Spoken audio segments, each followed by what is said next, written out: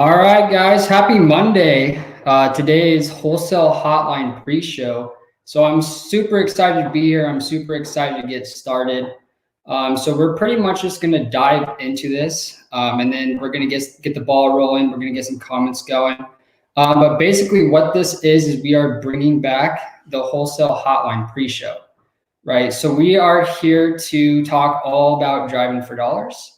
I know, Pace, Brent, and Jamil, the number one question they get from an acquisition standpoint is, how do I get started, right? How do I get my first deal? And that's what I'm here to do, is to actually highlight how to get your first deal, right? And we are going to be talking about driving for dollars moving forward. Not this Monday, but the next Monday, we're going to have, success stories, people that are actually, doing consistent deals using the BatchDriven app. So I'm super excited. For those of you that don't know who I am, maybe this is your first time tuning in. My name is Bryce Herrera, and we are going to be talking all things driving for dollars. So before we get started, I really want this to resonate with a lot of people. I know when I first got started in the real estate journey, it was a struggle for real. And I want it to resonate with everyone in here. So in the comments, guys, do me a huge favor. Let me know by a show of hands or typing in me, who in here has not done their first deal? Who in here is still struggling? Who in here has not done their first deal? Because I want to tie it all back in, and I want this to make sense as to why driving for dollars is such a great way to get started. So guys, please, in the comments, if you guys have not done your first real estate transaction, your first real estate deal, let me know in the comments so that we can squad up. Okay, there we go. We got quite a few people in here that have not done their first deal. So guys, thank you for participating. That means a ton. So I want you guys to actually be squatting up, in the comment section. I want you guys to, be comfortable with squatting up, asking questions and that sort of thing. So today what we're going to talk about is my story and why you guys should even be listening to me right now, right? So this is actually pretty perfect timing because Cody Barton is going to be the guest tonight starting at 5 p.m. Mountain Standard Time. And when I got started, this was a few months back, Cody Barton was on Steve Trang's podcast. And on that podcast, Cody was talking about how he got started. Right. And there was no need for me to reinvent the wheel. I just knew I had to practice and I needed to do something that someone else was doing to get my first deal. So that's exactly what I did. Right. Cody Barton was saying that for him to do his first few deals, he was driving for dollars. And I would say that's how 80% of people actually get their first deal, is from driving for dollars. Right. So what Cody was saying, and I took this to heart, I did exactly what he said to do, is he was adding 25 to 30 properties per day, and then he would go back home and cold call them, right? So for me getting started, there was this shiny object syndrome where I had no idea what applications I needed. I thought I needed, all of these different services, but they really honed it in for me and made it super easy to understand that the only application that you need to get your first deal is driving for dollars using the BatchDriven app. So I just did exactly what Cody said to do. I started driving for dollars in East Mesa because that's where I knew Pace and Cody were buying deals. And I was adding 25 to 30 properties every single day, 6 days a week. And I would go home and before I'd get out of my car, I would call these people because I was too embarrassed to do so in front of my family. Right. So hopefully my story resonates with you guys. I'm seeing a ton of people that haven't done their first deal. And this is what, they all talk about, how you get your first deal, right? And I would say all of them say to do it driving for dollars, right? So after, a few days, I was making mistakes, people were telling me to get a real job, this sort of thing. I just stayed consistent. I added these properties every single day, 6 days a week. Finally, after the 8 weeks, it took me 8 weeks to get my first deal. I leveraged Pace and Cody, right? I leveraged someone that was actually doing the business, and I brought that motivated lead, that motivated seller to them, and they actually helped me close my first deal, right? So I'm very consistent. I might not be the best at sales. I might not be the best at this and that, but one thing that I can tell you is that I'm going to be the most consistent. right? I'm going to be there every single day. I'm going to be driving for dollars. I'm going to be talking to people just like Brent, right? So that's how I got started in this journey. And then after I sold that deal to Pace and Cody, they wanted me to team up with them. And I was actually, the sub-2 students are going to know this, I was calling the No Excuses program, right? So I was talking to warm and hot leads, and I was locking up creative finance deals. And it all started just by me taking action and by me being consistent and adding these ugly houses to my driving for dollars list, right? So that's what we're going to be talking about from here on out is, driving for dollars, how you get your first deal. And I would say this is going to be the perfect solution for a lot of people. Maybe you work a 9-to-5 job, you can drive for dollars virtually. Maybe you have more time, right? You guys can go out there and add properties. I added 73 houses to my driving for dollars list just today, right? In the span of an hour and a half while listening to a podcast, right? So I think this story is going to resonate with quite a few people. And I really just want, to be here as a support system, right? That's why I'm getting paid. I'm getting paid to help you guys. I'm here to, answer any questions. So what we're going to talk about is why you guys need to drive for dollars, right? So when you're driving for dollars, the whole concept behind it is to add these small custom niche list of these houses that are super distressed, right? So before you guys start driving for dollars, I want you guys to think of 4 things before you add it to your driving for dollars list. And if you guys haven't already, what you guys could do is you guys can follow me on the BatchDriven app on Instagram, and I'm there as a moral support to help you guys get your first deal, right? I upload stories every single day, and I actually go live 4:30 p.m. Mountain Standard Time to help you guys get your first deal, right? So if you aren't already, you guys can follow me on the BatchDriven app on Instagram. I'll type it in the notes.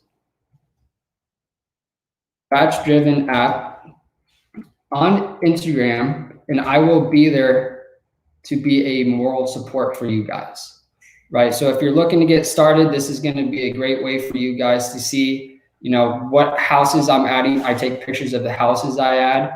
I answer all of your questions, and then we do ride-alongs as well.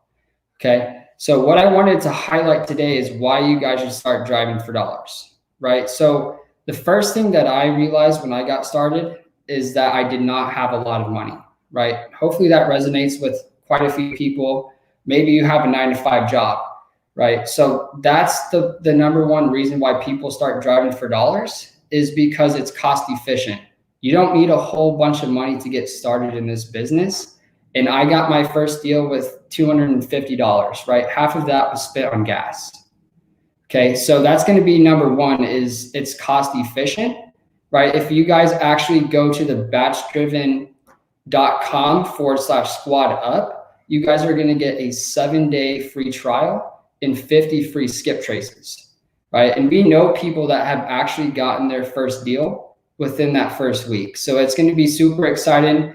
I just want you guys to be, taking action. I want you guys to be adding these properties. I want to build a community on the BatchDriven app to where every single person is asking questions and is doing deals together, right? So when I got started, the first thing that I liked about driving for dollars was that it was cost efficient, right? You don't need a whole bunch of money to get started within this business. So that's exactly why I started for driving for dollars, right? The second thing is you're also going to create a custom or a niche list, right? So when you're adding these ugly distressed properties to your house, you're not even going to have a lot of competition because no other investors are driving down the same exact roads as you, right? So that was another differentiating factor for me, is when I was calling these people, they weren't being blown up because no one had the same list as me, right? So that's another thing to think about when you're doing this, right? If you're just getting started, you guys can feel free to message me on the BatchDriven app on Instagram, and I will be happy to share with you guys the cold calling script if you don't have one already, right? So that's the second thing, is that there's not a lot of competition and you are creating this custom niche list, right? Another thing that I wanted to add, guys, is when you're driving for dollars, it's going to be super niche. It might be on a high equity list, but do you know how much money it's going to cost to constantly skip trace that list? How much manpower you need to call that list throughout and throughout again, right? So that's the point of driving for dollars, is to create this super niche list of distressed properties that the only two options for these people are going to be either put the money into it themselves or they're going to have to sell it to a cash investor, right? So in the comments, guys, let me know who's utilizing, the BatchDriven app. Let me know who's actually driving for dollars and taking consistent action, right? So those are going to be the main factors as to why you guys should start driving for dollars. It's pretty straightforward. You're just driving. You can do it virtually or you can do it physically, right? You're just adding these super distressed properties that fit the 4 pillars, right? So those 4 pillars, before you add it to your list, are going to be the landscape, right? So the overgrown weeds, it's pretty obvious, right? The overgrown weeds, the dead grass.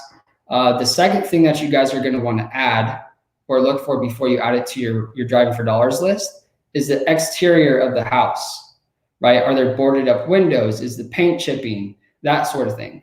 The third thing that you guys are going to want to look for is the roof, right? Is the roof in terrible condition? If you guys head over to my story on the BatchDriven app on Instagram, you're going to see a couple houses that need to have their roof replaced, right? Are there blue tarps on it? And then the fourth thing is going to be junk in cars, right? So are there broken down cars on the side of the house? Is there a bunch of junk in the backyard? If it hits 2 or more of those things, then you could add that to your list, right? That's the whole idea, is find the ugliest houses that you can find in your area. And then you're just going to give them a call, right? You're just going to ask them about the situation that they're in. And you guys have the cold calling script to do that as well. Okay. So David says, do we drive in a grid pattern or street by street to be efficient? So it really just depends where you are. I know here in Phoenix, Arizona, it's a grid system. So we will actually just be tracking our routes up and down, trying to find the ugliest properties that we can, right? And just today, in the span of an hour and a half, we actually ended up adding about 73 ugly distressed properties to that list, right? No one else is going to have access to that list, which is why we're pushing this so hard for you guys to start driving for dollars, okay? Robin says 30 properties every day. Yeah, Robin, that is the key, right? To be consistent. Pick a number that you guys can hit time and time again, right? You don't want to start doing 100 properties every single day, because then you're not going to get motivated. You're not going to be consistent. So pick a number, just like 30, 25, 30 properties a day is exactly the exact formula that I did to get my first deal. So Robin, just keep staying consistent. I know you've been out there driving for dollars, so I appreciate you very much. David says, I have not tried BatchDriven yet. Yeah, David, if you download the BatchDriven or go to batchdriven.com/squad up, you're going to get a 7-day free trial, and you're also going to get 50 free skip traces. Okay. So this is how I got my first deal. I would say this is how 80% of people actually get their first deal, right? Just hitting the pavement, driving for dollars, adding distressed properties, and then calling those people, right? That's the magic to this. Bro. What's up, Pace? You're looking great on camera, man. When was the last time I told you how good you are? What are you talking about? I'm interrupting here. What are you talking about? Let's jump into it. Okay. Yeah. So I was just trying to answer some of these questions. Howard, no. Pace is actually giving me the power to kick you guys out if you guys are using Deal Machine. All right. That's right. I tell everybody, I'm sorry to say this, but you can send this to David Lecco. If you are using Deal Machine, I'll kick you out. In fact, think about this. Anybody that's actually talking about Deal Machine, like affiliate people, guys that are online, is there anybody actually talking about Deal Machine that actually uses Deal Machine? Literally everybody that pushes and promotes Deal Machine, even like I just saw this on YouTube the other day. Meet Kevin, who I appreciate his content. He's unbelievably good. Meet Kevin is now pushing Deal Machine as an affiliate. And I'm like, bro, you are not driving for dollars. Get out of here. You're making $1 million a month on YouTube and you're pushing Deal Machine. Get out of here, dude. So I've just learned that the reality is not anybody, everybody that's out there talking about Deal Machine and trying to get you to swipe up and all that kind of stuff, they're not actually using Deal Machine. It's a bunch of people just selling a product, but they're great. It's a great thing. But at the end of the day, what I love is that Bryce is actually out in the field every single day. Bryce, did you drive for dollars today? Yep, I added 72 or 73 properties today. So go through the process of if you go drive for dollars, the 72 houses you drove for dollars today, where are those going? Are you calling those or is somebody on our team calling those? So we are actually going to have a VA cold call those, and then I'm going to touch base with like the warm or hot leads. Love it. So basically the process is step one, you go out, you drive for dollars, and then you pass that, you upload that to somebody. How can I see that? How can I, like, is there a way that everybody on this live right now, we've got 150 people watching live right now. Is there a way that those 150 people can watch you uploading or transferring those to a cold caller so they can actually see some practical, real life scenarios? Yeah, let me pull up the BatchDriven app real fast. Love it. So Josh Weiser, all I'm saying is if you're going to learn how to do real estate, learn from people that are actually doing it. That's all I'm saying. The challenges in real estate, it's not an easy business. It is a challenging business, just like any business. Like name any business that's super easy. The difference is this business has long-lasting effects and you can get big, fat, juicy checks from it. But if you're going to learn from people who are actually doing it or running a team so that when you actually have a question about something practical, somebody has an answer for you, okay? So Emilio says, Bryce is pulling something up, guys, so we'll give him a couple of minutes. Emilio says, can you virtually drive for dollars with BatchDriven? Yes. So Bryce, are you going live every day as it is right now and showing people practical things that you're doing on a daily basis or no?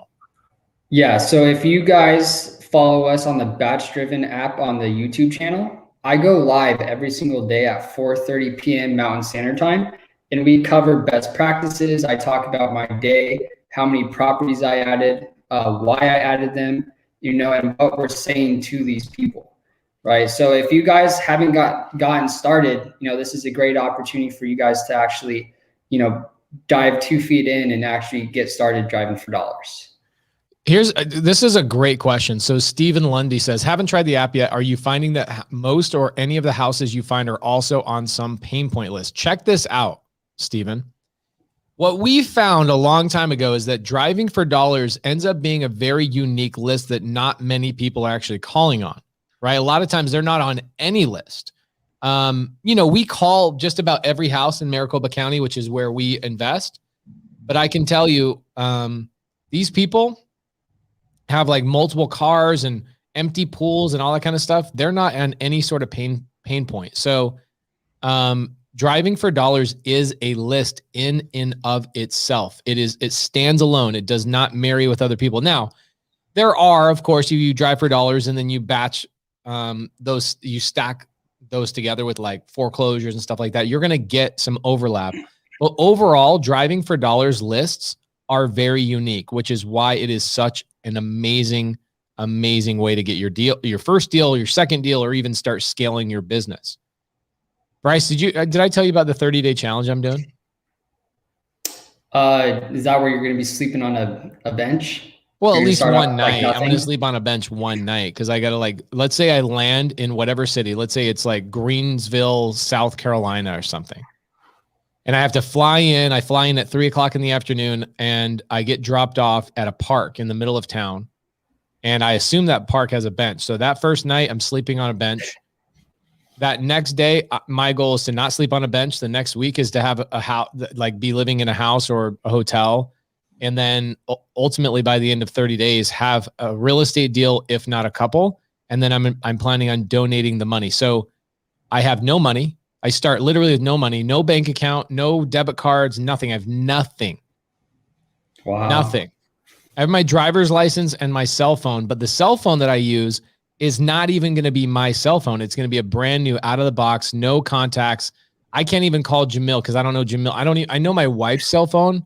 So I guess I'll know 911 and my wife's phone number, and that's it. So I'm deleting everybody else out of that phone. It'll be brand new, fresh, no contacts.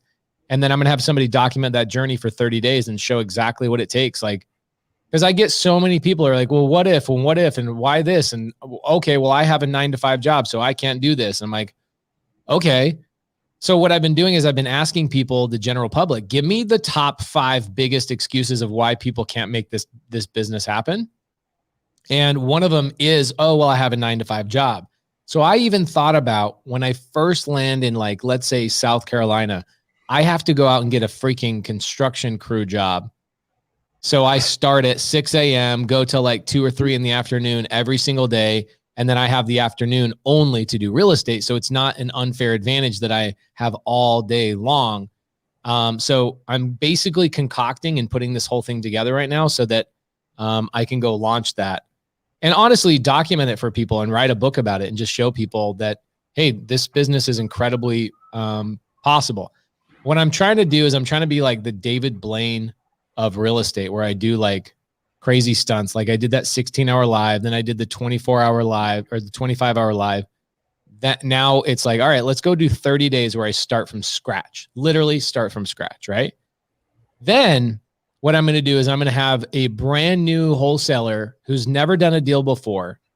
I'm going to announce a winner, like during that contest, like who was the most supportive, who was involved the most, that has never done a deal before.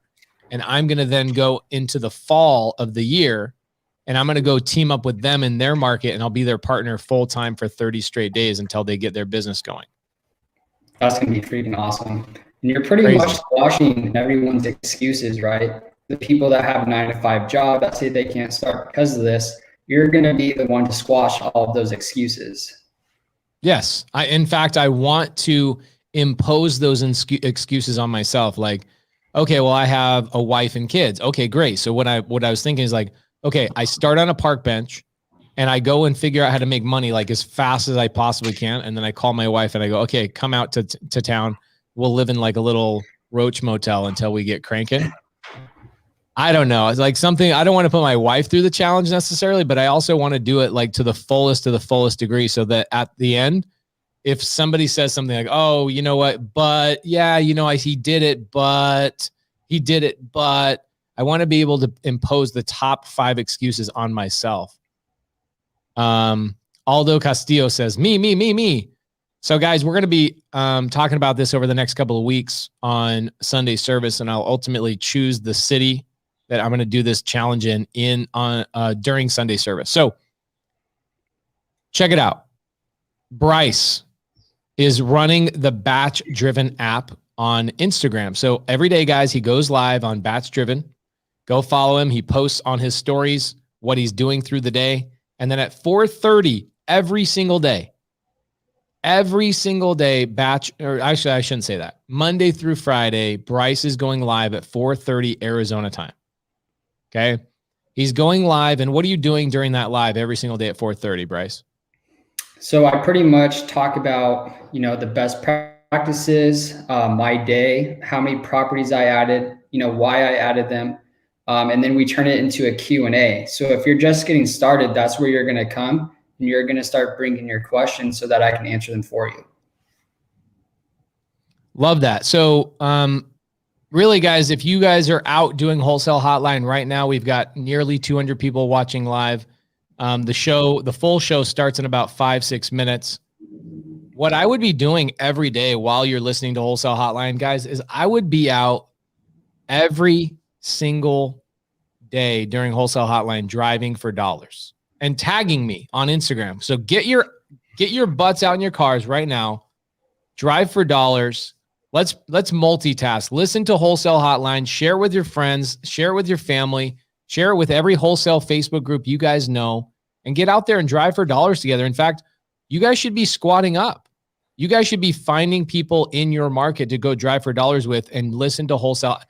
You know how dope it would be to have 1,000 people listening to Wholesale Hotline live, and while they're listening, they're all driving for dollars every single Monday together while they're listening to Wholesale Hotline? That would be the freaking coolest thing. That'd be sweet. Couple of good questions, guys. We're going to try and get a couple more questions in here before we go live with Jamil and Mr. Brent Daniels. Michelangelo. You know, that wasn't my favorite Ninja Turtle. My favorite Ninja Turtle was always Donatello or Leonardo because they just had dope weapons. However, Michelangelo was like the coolest of the cool guys. When door knocking, what is the best way to pull the property owner's info out of a tenant or a renter? Well, the good thing is you shouldn't have to pull out the information from the tenant or the renter because you can get it right there on BatchDriven's app. Hey, David Ecat says, how do I watch you? Is it on Instagram or Batch's YouTube? If I want to watch you through the day, it's obviously going to be on Instagram because you're posting on Instagram stories and you're, active on there. And then at 4:30, how do I watch that live show every day? Yeah, if you guys go to the BatchDriven YouTube channel, and if you guys hit subscribe and set that little timer, I'm going to be going live every single day at 4:30 p.m. Mountain Standard Time. So that's how you guys can find me, is on the BatchDriven YouTube. And then if you guys want to follow along on Instagram, I do a minimum of 10 posts per day. I answer your guys' questions on there, and then we hop on some phone calls if you guys need help. So I'd be more than happy to do that. Love that. Fearless and Limitless Lifestyle says, I'm on the dialer right now while listening. That's freaking dope. Fago, I should call you Fuego. I did it this morning. 27 properties. Dope. That's amazing. Thank you so much. Kia says, are there areas that are just oversaturated? Atlanta is the home of the bad deal. Are you kidding me? I just bought one of my favorite properties I own in Atlanta. And here's a great lead into that. Benjamin says, if we are virtual, what can we do other than driving for dollars to get started? Okay, driving for dollars is an amazing way to be direct to seller, right? Meaning you and the seller are belly to belly or phone to phone. Another way to get into this business is through maybe doing astro flipping, which is you're going to other wholesalers and helping them disposition or sell their deals to a cash buyer. Another way to do it is utilizing creative finance. In fact, most of my students have such a hard time getting their first deal wholesale that they're like, I'm going to try creative finance. So they go try creative finance. It's like bing, bing, bing. They get multiple creative finance deals because it's way less competitive. So it depends on what you want to do, Benjamin. If you're virtual, what I would do is I would learn a little bit about creative finance, and I would reach out to wholesalers in whatever market you want. And I would say, hey, Mr. Wholesaler, I found you by Googling cash buyer's city name. And I want to know, do you have any dead leads that I can work for you that might need subject to seller finance or any creative finance strategies? That's a really, really easy, free, cheap ass way to go. And I would definitely go that way.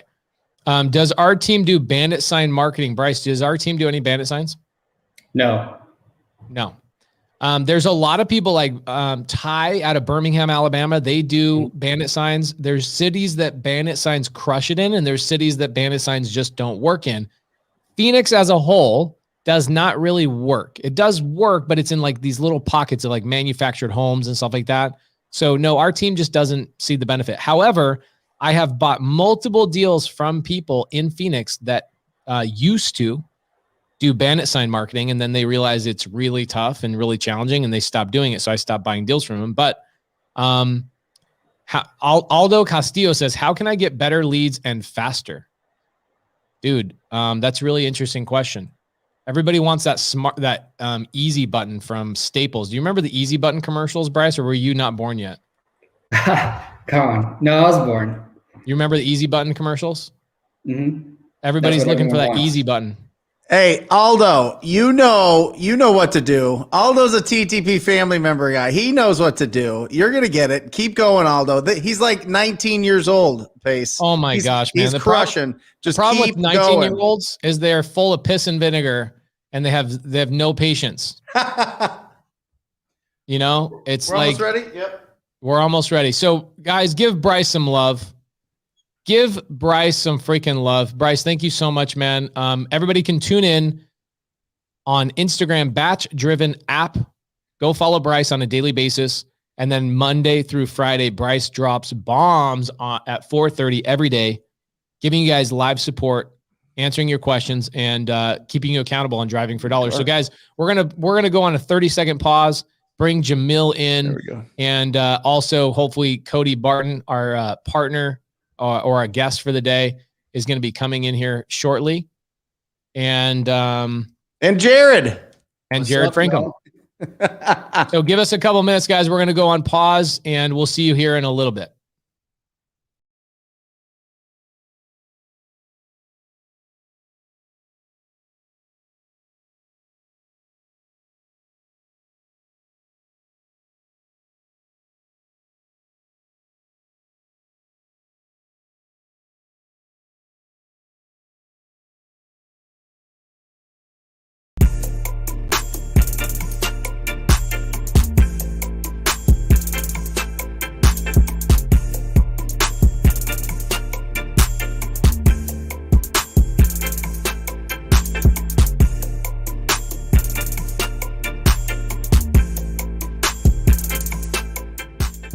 Welcome to Wholesale Hotline, where we cover everything to do with wholesale real estate. I'm Jamil Damji. I'm Brent Daniels. And I am Pace Morby. And together we cover the most important parts of wholesale real estate. Lead generation. Conversion of sellers into contracts. And dispositions. Guys, remember when you're watching this show, do us a favor and squad up in the comments. Make sure that you are liking and subscribing to the YouTube channels and in the Facebook group Wholesale Hotline.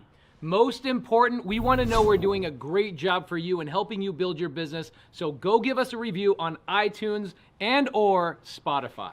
So squad up and enjoy the show!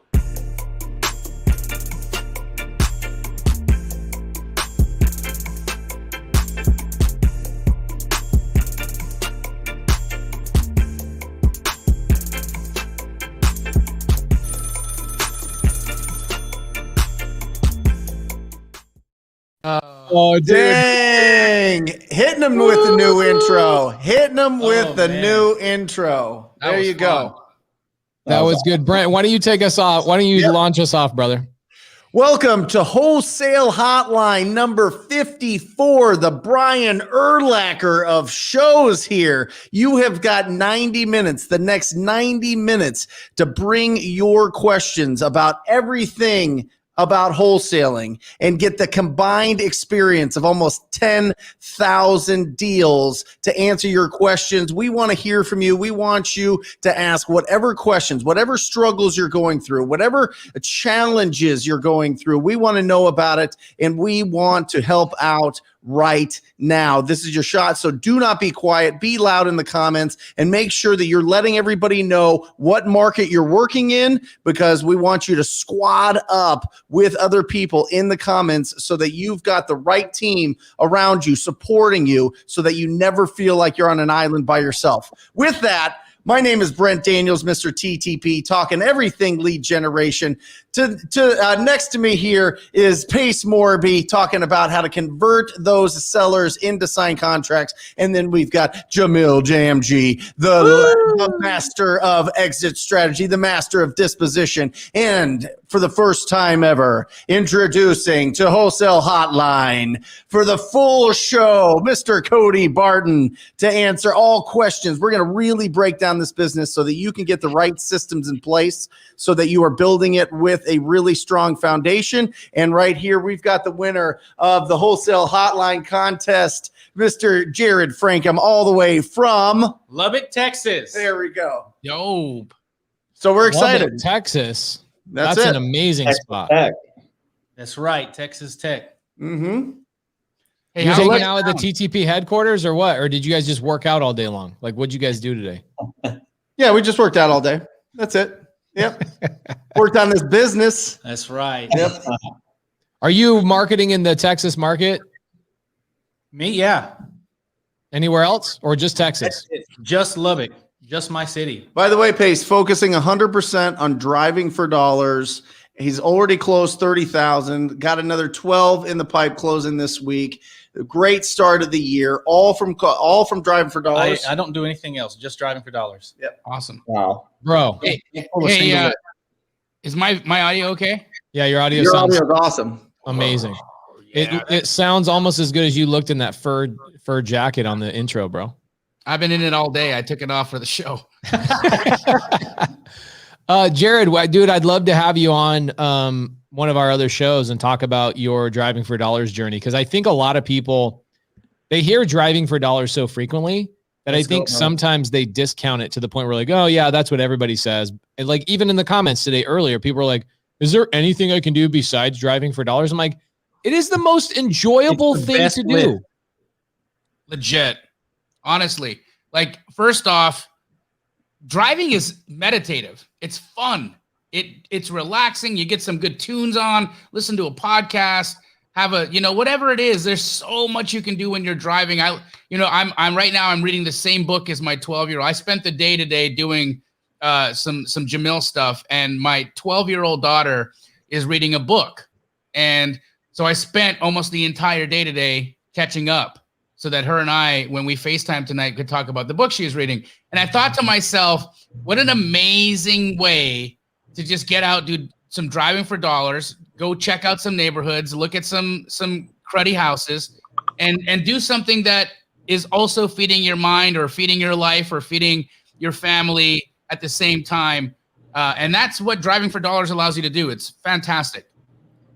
It's amazing. Anyone who's got an issue with it, they just don't like working.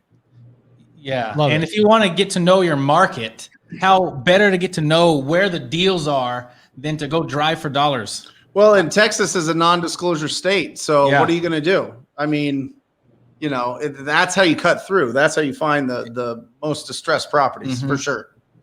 Can we all just comment on how handsome Cody is? Dang, looking good.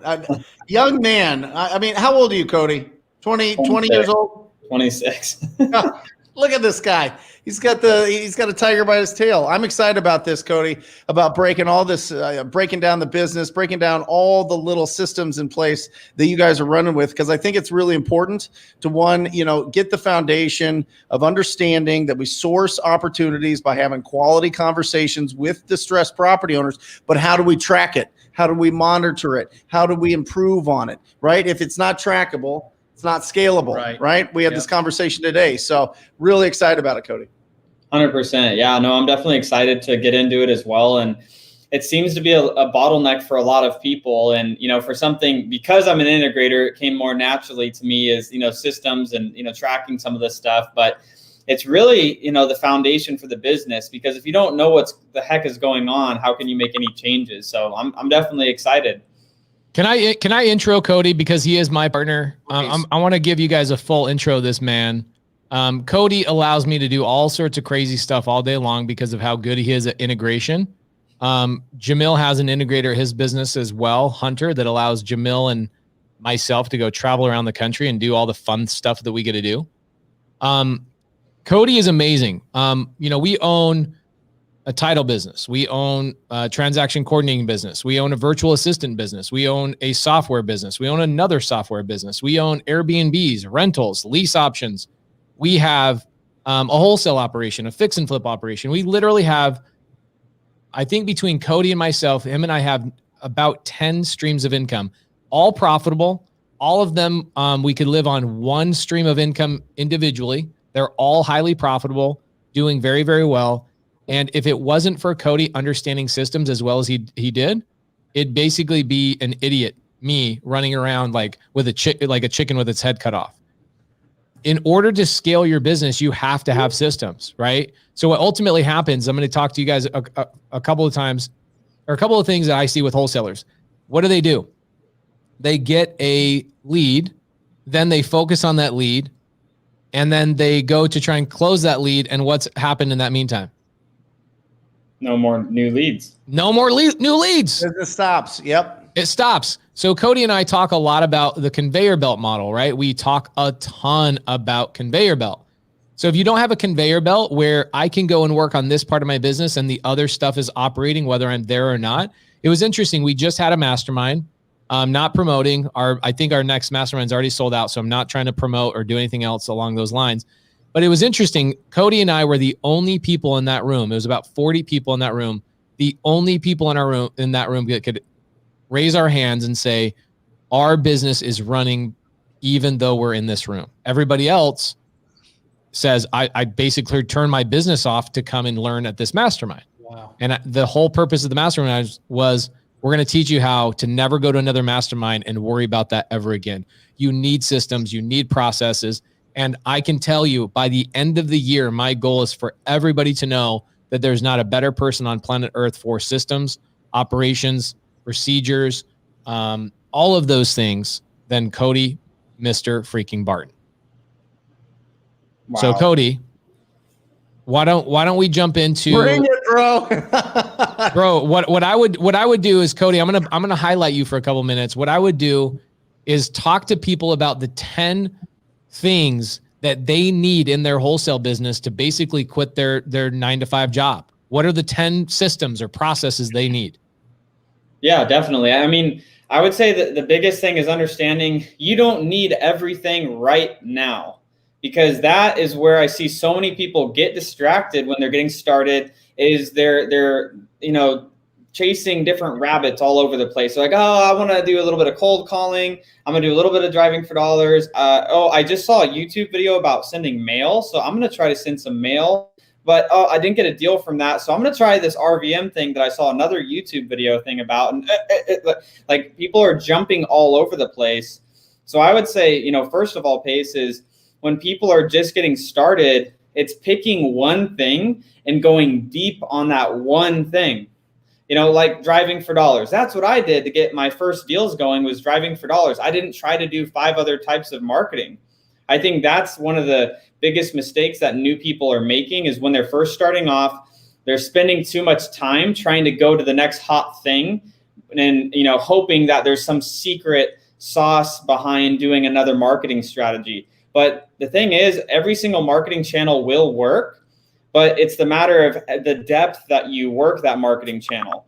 And I would say, for those newest people that are getting started, driving for dollars, especially if you don't have any money. I know there's a lot of people that they have a 9-to-5 job, they're working, they get home, they still don't have a ton of money left over to spending thousands of dollars a month on marketing. I think driving for dollars is definitely one of the best ways to get around and be able to find, distressed properties, or, like Mr. TTP, cold calling. I mean, those are the 2 things I really did. Was, I was driving for dollars and I was cold calling those sellers every day. Cody, if I could interject for a moment, I love everything you're saying. And I think that if we want to begin with driving for dollars, let's start there. How does one systematize driving for dollars? Yeah, definitely. So again, in looking at the type of person that works 9 to 5, they only have a couple hours, they have a couple hours to come home at night and work on that. I think it's putting, a schedule and, creating a routine around it.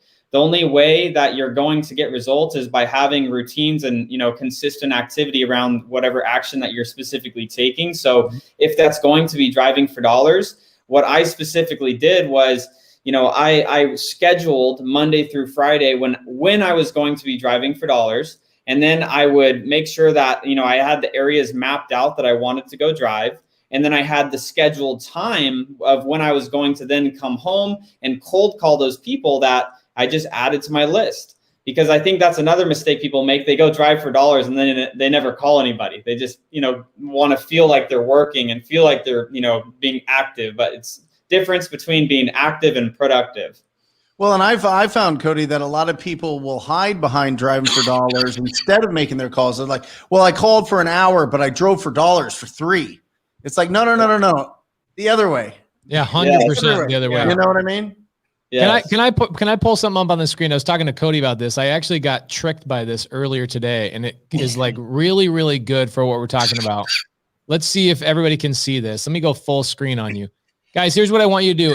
You have 20 seconds to tell me how many F's are in this statement. You have 20 seconds to tell me how many F's are in this statement. Okay? Count them up. I'm going to ask Jamil first. Jamil, how many F's are in this statement? I don't care.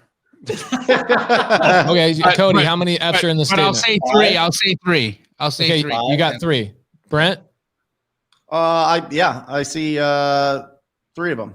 Okay, four, 5, 6. 6 of them. 6 of them. There you go. So how many are there? There actually, if you look at it, you've got 1 here, 2, you've got 3, Nobody sees the F's or nobody sees the ofs. Yeah, come on. Okay, scientific. So basically, you've got what most people see, and this I got tricked on this earlier today. I got tricked on 3. Okay, so here's what I got suckered into. I was on a podcast with Anderson Business Advisors. He asked me this, and he says, "You know why you're successful?" And I go, "I don't know." And he goes, "Because you actually just gave me a number 3, because that was my guess. Jamil was 3, even though there's 6." Yeah. And he goes, "You jump into it. You don't overthink. You just start taking action." Okay, so what happens so many times is that people will hide behind driving for dollars. They want to know everything about everything before they actually yell out the number 3. So what happened is I yelled out the number 3 and I quickly realized I made a mistake, and then I fixed it right away. So the goal of this business is to go as fast as you can to make those mistakes and stop overthinking everything. So what Brent is talking about is you got to go out, make those mistakes, get on the phone. You can't make mistakes driving for dollars, guys. You can't make mistakes driving for dollars. Okay? And you have to get on the freaking phone. Can I point something else out? Is that I'm going to be on Anderson's podcast as well. And now that I know the answer, I'm going to learn from Pace's mistake, and I'm going to just immediately There you go. That's what mentorship is about, and learning from other people's mistakes, because you walk the path that people have walked. You don't step in the same dog shit they stepped in, because they have cleared the path for you. So thank you, sir. I'm going to look like a genius on that podcast. I appreciate you. Yes, absolutely. So my point is this with Cody and I is that Cody and I never look at our mistakes or at the things that we're working on as problems. We are trying to go as fast as we can to find those mistakes, because if you're trying to build a conveyor belt, Cody's moving to Colombia for like a month or 2. I don't know. I can't keep track of him, but it's nice to know. It's same thing with me. Last summer, I left for 4 months during the summer in an RV and traveled around the country, and our business continued to operate whether I was there or I wasn't. It's the same thing with Brent Daniels and Jamil Damji. You guys go to Tulum a couple weeks ago. You guys basically get Montezuma's revenge, but it doesn't matter for you guys. You continue to operate your business. Your business continued on without you because you have systems and processes in place. So, Cody, I think that's great advice to jump out right out of the gate, saying don't be the person that goes way too wide, way too fast. Focus on that one thing, find the mistakes, get consistent, right? Yeah. And let me ask you this, Cody. How do you fail forward without spending all your budget so you're completely out of the game? You know what I mean? How do you test out without putting all your chips in on the first hand? You know what I mean? Like, how do you go about building up? Like he was saying, building up that experience by taking the action, but making sure that you can still continue going on. You know what I mean? Because I think that really, that's the number one biggest thing that I get when I'm talking to students or when I'm talking on these lives is, well, I tried it. I spent a ton of money. I didn't make anything. And then I got discouraged, and then I stopped for like 2 or 3 years. And then I had to build up my savings again. And now I'm back at, like, how do you get into that without getting kicked out of the game? What do you track? I love that question, because that is one of the most important things. Like the thing that terrifies me is when somebody's like, I have $5,000 and I just spent all of it on mail. And I'm like, oh no. Like, it's like terrifying to me when somebody says that, because first of all, we understand this, but for those that are listening, most of the time, the marketing that you're doing today, you're not going to see revenue for 90 days, 120 days. Yes, you can get a deal, right? And it could close faster, amazing, right? Great. But generally, I like to tell people to be prepared for, 3 months. Like, hey, have marketing prepared for 3 months. So I would much rather that person, if they're like, hey, I have $6,000 to spend on marketing, I would much rather them be spending, $1,000 or $1,500 a month, and have a few months to spend that money, because also part of that is they need to go through a learning curve. If they spent that $6,000 month 1 and they get overwhelmed with leads, they're not even going to be able to close all those leads because they have too many of them. They're going to do the follow-up incorrectly. They're going to screw up the sales process, which is all just part of it, right? But if they instead spread out that money that they were going to spend on marketing I would say at least 3 months. Like 3 months is like a pretty good buffer, because by that point, you know, you should at least have a couple deals in the pipeline and you start having some stuff closed.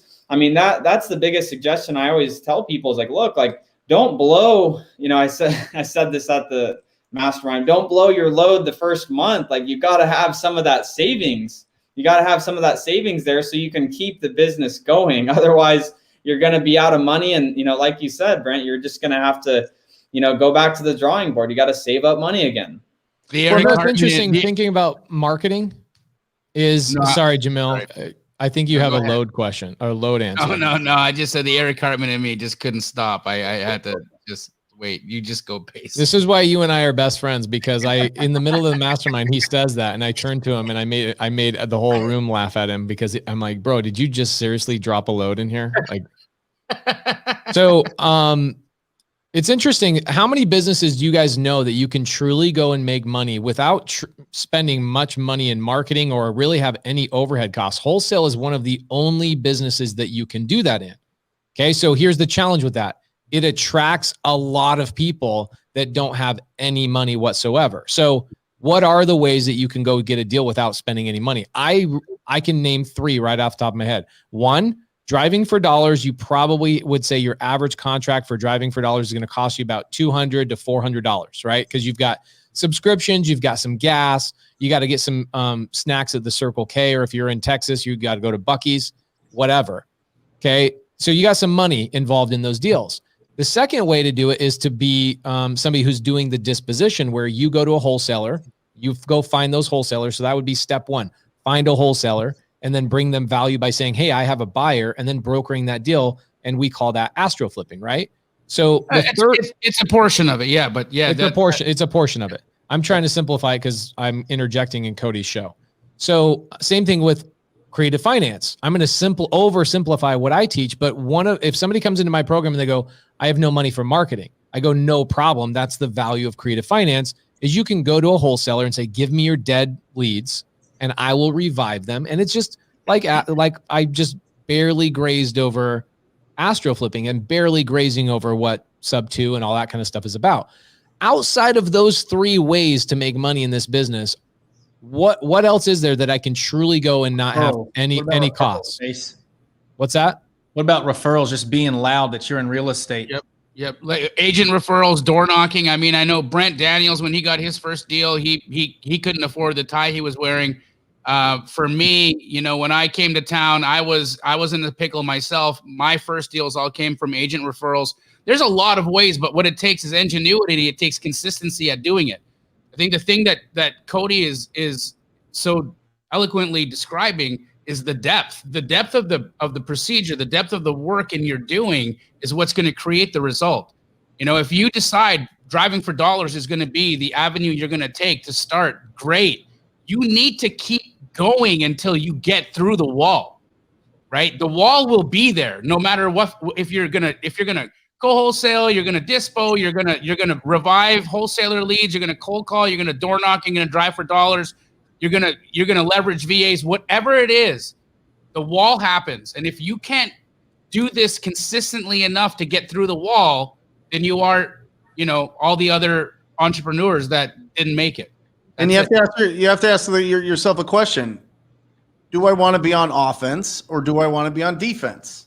You know, am I so fearful and I have enough budget to have people call me, or do I have to go to a wholesaler, get their dead leads, and then guess what you do? You don't mail these leads. You don't put them into some algorithm on Facebook and find them. No, you pick up the phone and you call them all. You're proactively picking up the phone and calling and seeing where they're at in their process, if they would consider an offer again.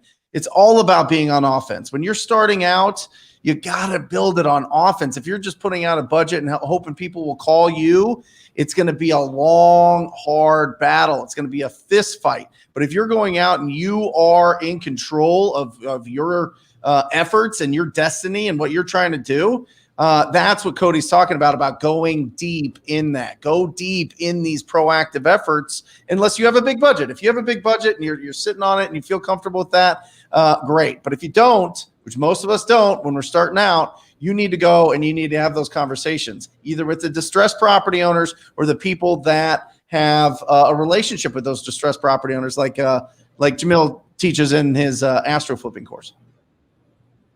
I have a something I want to propose to you guys to help Cody, because basically this has turned into the Pace, Jamil, and Brent show, because that's what it usually does. Woo!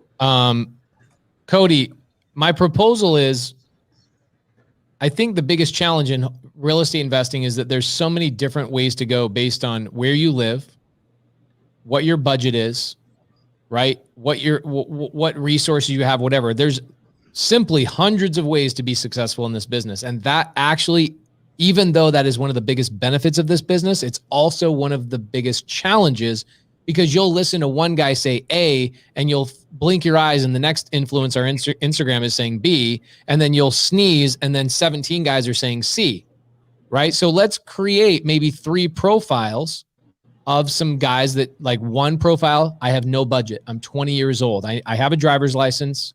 I have no budget for marketing. How do I get to a point where I'm getting consistent deals? Then you get a guy like maybe like a Rylas Dana who came to us and was like, yo, I have a budget. I don't want to go through those 2 years that you guys had to go through. Tell me where to spend my money. I'll buy. I don't want to build a conveyor belt. I want to buy one, right? Should we do something like that, guys, where we kind of profile a couple of different types of people to give Cody some thought process on what systems and processes these types of people need? Absolutely. Absolutely. Because we've got that avatar of we have that avatar in the chat right now, right?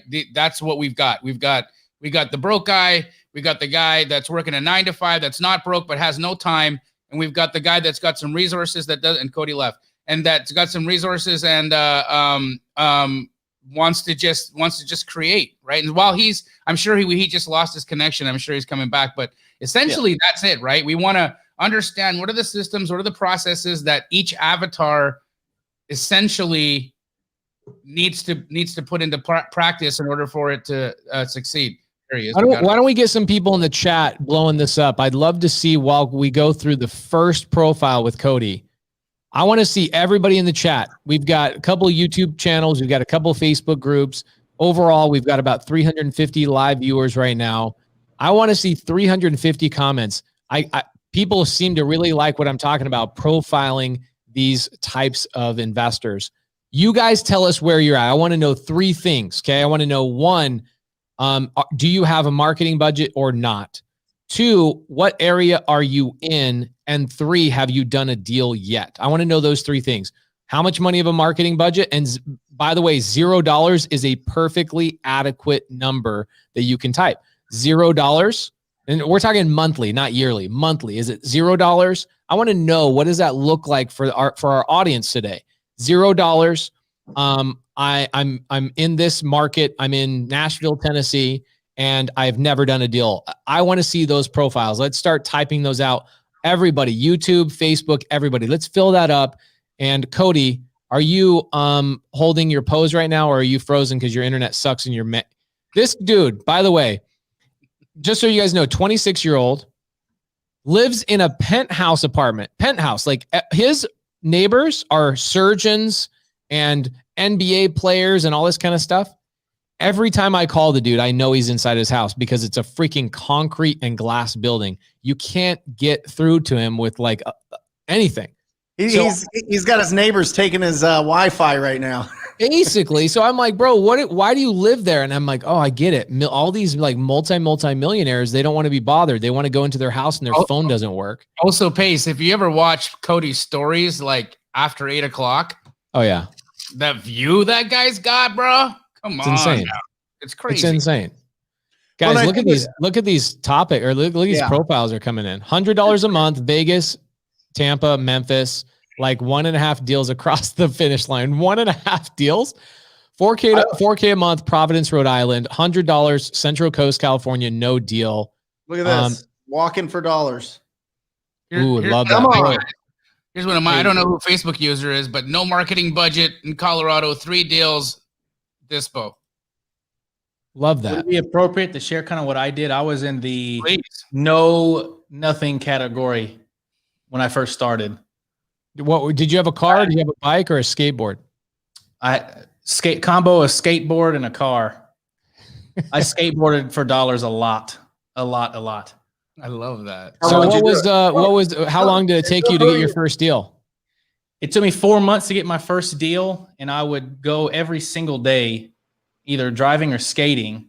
And I just set a small limit for myself, an hour here or 2 hours. I didn't want to overload myself with too much work. I was just getting started, and I thought, I'm going to keep going until I kind of just lose steam, and that's enough for today. And tomorrow, as long as I go again, I'm going to keep going.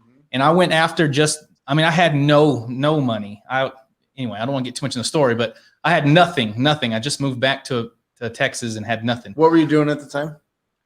Campus ministry. Right. Yeah. I was doing campus ministry. I was living in Brazil and just came back to America and had nothing. I was living on $500 a month. Wow. Yeah. And so I had my skateboard from when I was in college. And so that's what I was going around doing. And I found the absolute worst of the worst dumpster fire properties. I'm talking like I don't even want to walk in those. They're so bad. And pinned those. And I didn't have Deal Machine. I didn't have anything. I had an Excel spreadsheet on my phone. And that's all that I did. And I went to Walmart. So I figured out a way to eat on $25 a week. I cooked the same food, chicken, rice, and broccoli 3 times a day. Yeah.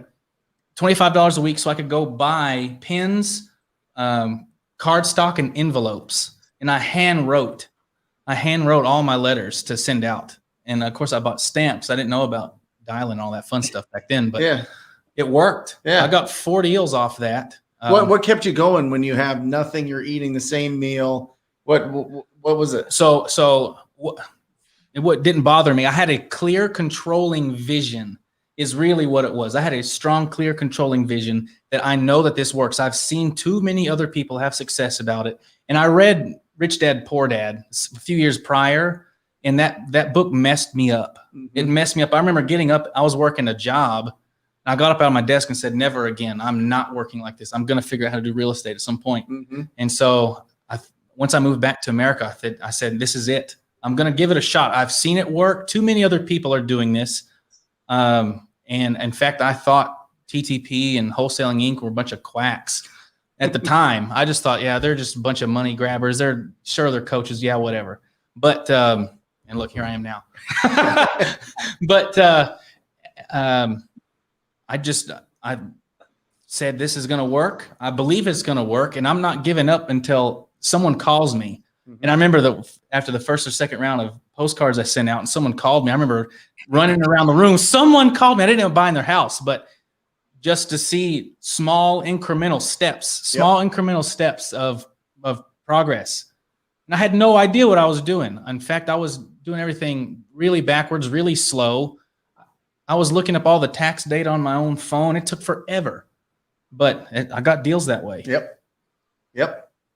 That's amazing. I mean, that when I first had started, I was driving for dollars as well. And these different apps didn't exist to be able to do driving for dollars. And so for me, it was a notebook. I had a notebook on the seat to the right of me. And then I had on my phone, I just used the maps feature and I would click on the houses as I was driving by, finding the, distressed houses. So it's crazy because people have it easy now. They got the tools, they got the systems, they got the resources to, bring it all together. You can get the phone number on the spot. Like I had to handwrite it and I would go home at night and then I would be looking them up one by one on, these skip tracing websites and calling them. I mean, people have it really easy with these apps now that just make it super simple for people to, be able to get out there and take action.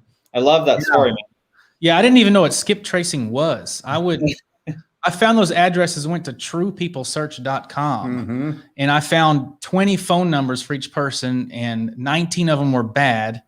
But then they also had possible relatives. They were free. And I called every single person. I got a hold of the brother-in-law who knew the sister who then was the owner. And that's actually how I got my huge deal. My really, really big deal was that exact deal right there. There you go.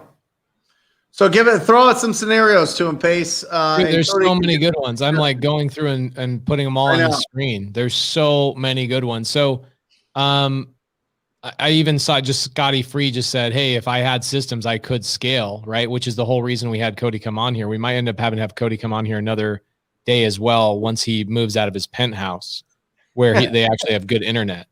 Dude, like concrete walls. I don't know, man. Bro, concrete walls and all that glass you guys have on that. What are you on the 25th floor? Yeah. Yep. You got Alex Signs on the same floor as you, and Octavius, and like half the Phoenix Suns are on that same floor, right? Yeah. Yeah. So yeah, tons of people saying zero budget. So I think driving for dollars is probably the best way. So Jamil, without belaboring this point, getting referrals from agents, if I'm brand new, right? Like Jarrod Frankum, is that a possibility for me to get referrals from agents when I'm brand new? Absolutely.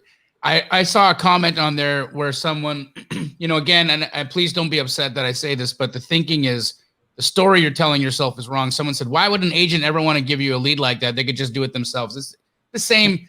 It's that same limiting thinking that's going to keep you in your house doing nothing, right? That's what that is. It's a limiting thought. Let me tell you one thing. The majority of agents only understand commissions. All right. And they understand that they get paid when a lender funds their close.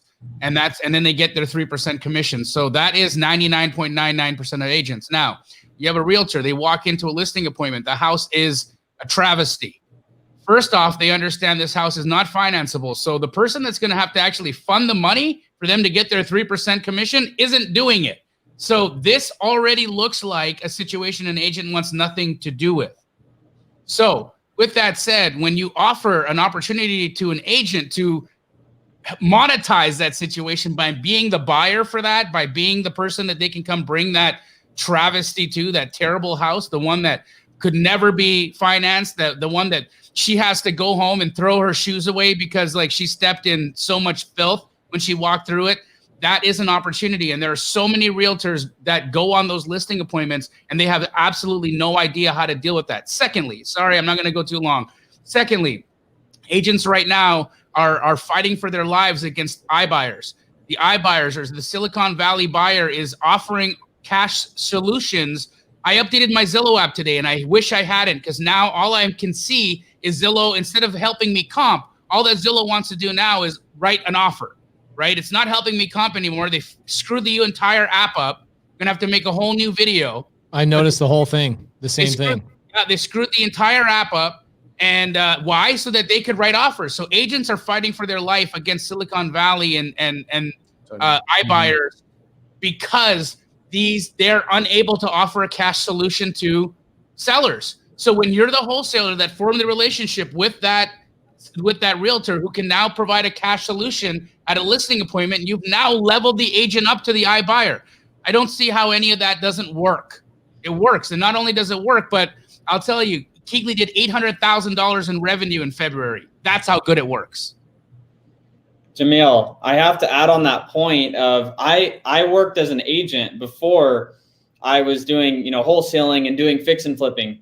And when a property would come up, there was actually, I remember a package of 4 condos in Phoenix, Arizona that I had a distressed client. None of the tenants were paying. He was elderly. He's like, I need you to list these. And I'm like, oh my gosh, I don't want to list these freaking 4 condos with tenants that I can't get access to the properties for pictures. And it was such a pain in the butt. And I'm like, well, you're going to have to discount them. And what happened? I list all 4 of them. You know who ended up dispoing it? Some agent that then it dispoed through Keegley.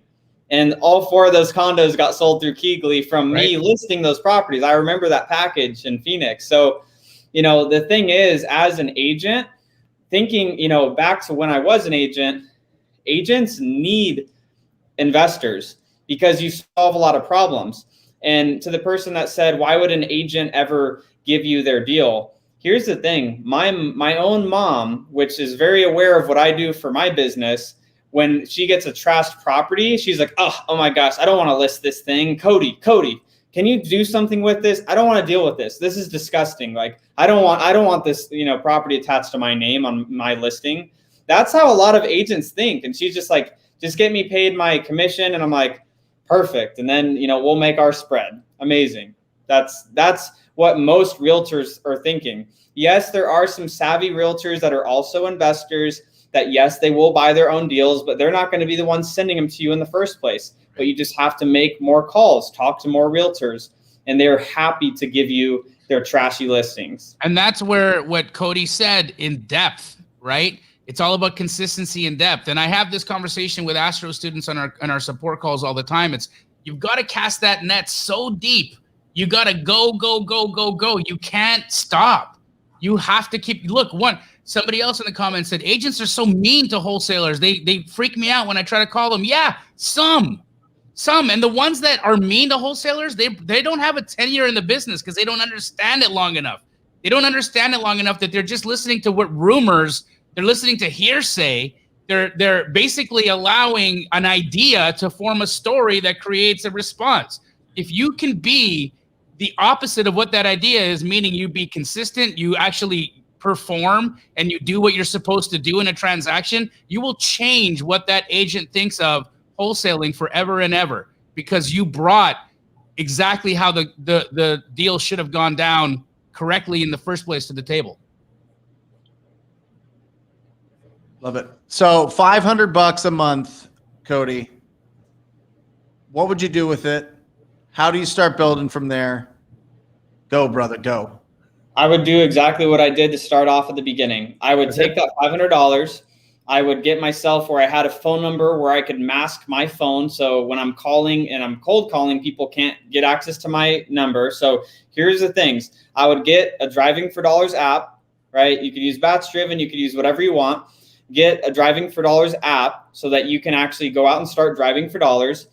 Get something like, CallRail or DialPad, where you can, in CallRail or DialPad, those are just basically going to help mask your number so that if you're calling, people aren't calling back pissed off at your personal cell phone. It's going to route it somewhere else, right? So I would take that, you'll spend between, the masking your phone number and having a Driving for Dollars app, $150 or so a month. And then gas, driving around on a weekly basis, maybe another couple $100. That's what I would do. I would get that first deal, make your 5, 10 grand, 15 grand, maybe more depending on the deal, right? Take that money and now pay yourself a little bit with it. It is important to pay yourself a little bit with that money. And then I would set a good majority of that money aside and to go invest in a little bit more marketing. Don't blow your load. Like I said before, don't spend all of it and all right, I got my first deal. I'm going to dump it all into one marketing campaign. Don't do that. I would take that and say, okay, what is one of the next best ways to get deals? I would continue driving for dollars. I would just put a schedule around this. I would maybe pull a list of a high paying type of seller, pre-foreclosure, probate, some type of high paying seller, right? And then I would cold call those people, TTP. I would cold call, try to reach out to those people.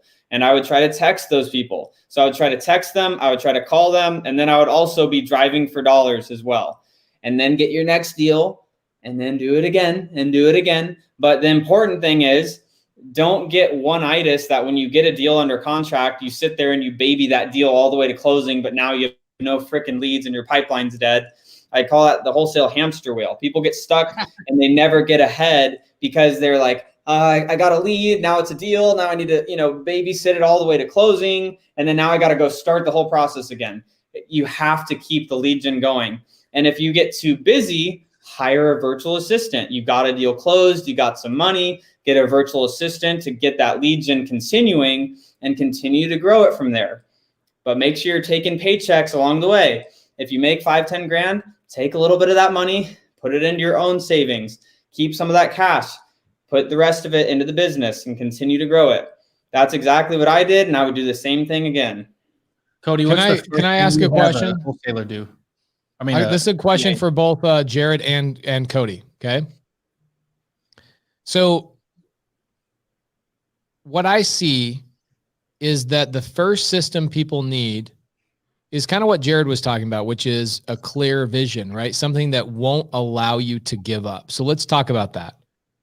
If let's say God himself came down and said, Jarrod Frankum, if you could make it so everybody would take action and be consistent, and I would give you the keys to heaven, You'd be like, oh my gosh, yes, I can figure this out. I can figure this out. What would you do to help people be consistent? Because what I see is this. I see people go, oh my gosh, I'm excited Monday. And then by Thursday, they forgot what they even got excited about. Like that, it's night and day. It's not even like on Thursday, they're like, yeah, I'm 90% of excited as I was 4 days ago. It's literally they forgot they even committed in the first place. So the first system they need is a system that holds them accountable. What is that? One thing that helped me was I didn't get for real until I got into TTP program, and he had the 7 layers of why. Yeah. That exercise was huge. To have a why would beat any thought of, I don't want to do this today. I'm lazy. You know what? Those houses are going to be there. How about I go tomorrow? Having a why, a real why, not just I want to make some money, or a real why. What kind of impact is this going to do for me, and even other people I'm touching? That was the core of that question, Pace. Is so why? Are you writing it down? Are you tattooing it on your arm? Is it on your notebook? Where is this? I wrote it down on a notebook. I put sticky notes. I had it on my phone background, my computer background. Yeah. I would actually, I got a note card and I wrote it down. I would read it out loud every day. The challenge, Pace, is you set a goal and then you ask yourself 7 times why, and you answer, and then you ask why to the answer that you had. So you really get down to the core of it, not just, I want to make $10 million. Why? Yeah. And then you you answer that 7 times. And it gets down to who you actually are. And it gets damn. I just was kind of thinking through that, and I got to like my 3rd layer, and I'm already like realizing how good that thought process is. I think this is a really good thing. Maybe this is a good system to go through. People can Google it. 7 whys. Yeah. I just took that note. That's a It great. should be so hard to where you have to like put yourself in a closet, close the door, and don't even bring your phone in there, and you have to think for an hour, because how do you answer that question why so many times without just going in a circle? And once Jarrod, you what was your first question you asked yourself? the very first question I asked, myself, and you had to ask the question why to that question or that goal. What was the goal? Oh, the first goal was I want to wholesale 1 deal. That was my initial goal. I want to do 1 deal. I love this. This is really, really good. Because, so I think, and Brent just asked me about a goal I had, and he goes, that's too small, but I want to combat that. Because, so one thing that I think is super valuable is to have a measurable and attainable goal, just to prove that it's possible. If your dream, and I don't want to discourage anyone, I want to encourage everybody. If you dream so high up in the stratosphere that it's no longer even measurable, like I want a $quadrillion. None of us even know what that is. So it's almost like not even an attainable thing. I wanted something so measurable, so attainable, and it'd be a win for me, so I could stack that and use that as momentum to have a bigger, larger goal. Anyway, it's like if I want to bench press 250 pounds and you just throw it on the bar and I just believe it, it won't happen. You have to put in the reps. So start with something small, very measurable. I remember I got excited. I pinned 20 houses today. I went home and I thought I was the freaking champ. You know, I want to jump in real quick because I know we're going to Cody, but he said the reps, right? So I want to just unpack that for a second, because what is reps? It's the memory. Look, how many on the screen here have lost someone they love, a family member, a pet, right? It's some time ago. What happens over time? The memory fades, right? It's why life can go on. It's why you don't feel like you got gut punched every single day because of the loss, because the memory fades. And unless you have that person in your life giving you reps every day, they fade. And it's just like that in everything we do in life. If you don't put in the reps, it fades. Your why fades. Your gumption to get up and do something fades. Everything fades. So you have to put in the reps. Sorry to interject there, but it's 100% true. Definitely. I would say on that as well. I'm actually going to take this comment here that Kevin said. I realized I'm way too comfortable. I think that's one of the biggest killers of people getting into this business is they're like, it's like they're the frog that's slowly being cooked. It's like, I'm uncomfortably being cooked right now, but it's not too bad that I'm not going to jump out. And it's until they, they wait their whole life and they never end up taking action on what they really, truly wanted. And I think people get to, they're just sitting too comfortable. And like for me, when I was thinking about it, you get your why, you get a strong why put together. And then you have to, for me to take action on this business, it was, I'm burning the boats. Like I'm doing this or I'm going to die. Like that's the mindset in my head. I'm like, I'm going to succeed or die. That's it. No other option. I have to succeed at this, whatever it takes, whatever action it takes to actually make it happen. I'm going to do that and continue to do it until it happens. And I think too many people are wishy-washy. Like, I'm going to try wholesaling out. I'm going to try that. If I just make a bunch of money, then yeah, I'm going to continue doing it. But that's not really the right thought process to come into the business. It's you have to realize it is a business. Like if you treat it like this, little hobby, how much do your hobbies typically pay you? Usually nothing. You got to treat it like a true business with the respect it deserves. Exactly. Well, and I think a really important thing to consider for everybody that's on this is the first test is you have to have that fire in your belly, right? You have to have that entrepreneurial spirit, or you're going to be happy working the job that you're working. I've like literally every relative and every friend that I grew up with doesn't want to be an entrepreneur, doesn't have that fire, doesn't have that little weirdo-ness inside their brain. So if you have that, then the next step is just focusing in on what are the little things that you can do every day so that you can build up your business. And that's really what we're talking about, is just stacking those small wins and getting it. You wouldn't be watching this. This would be the last thing that somebody's going to watch if they're like, you know what?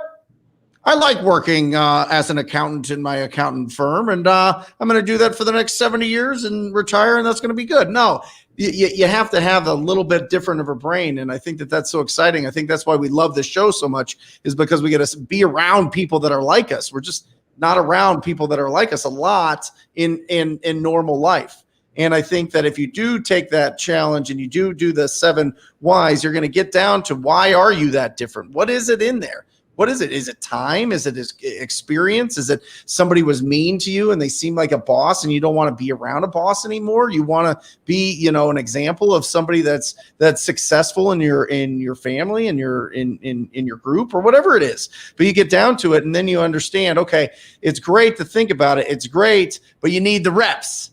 Just like Jamil was saying, you can have all the great thoughts that you want. You could have the world's greatest, biggest vision board of all time. But if you don't pick up this thing and make this thing go, it's just a fantasy. It's just a thought. It's just it's a fart in the wind, It's interesting. Last night, my wife asked me, she says, "Hey, can you?"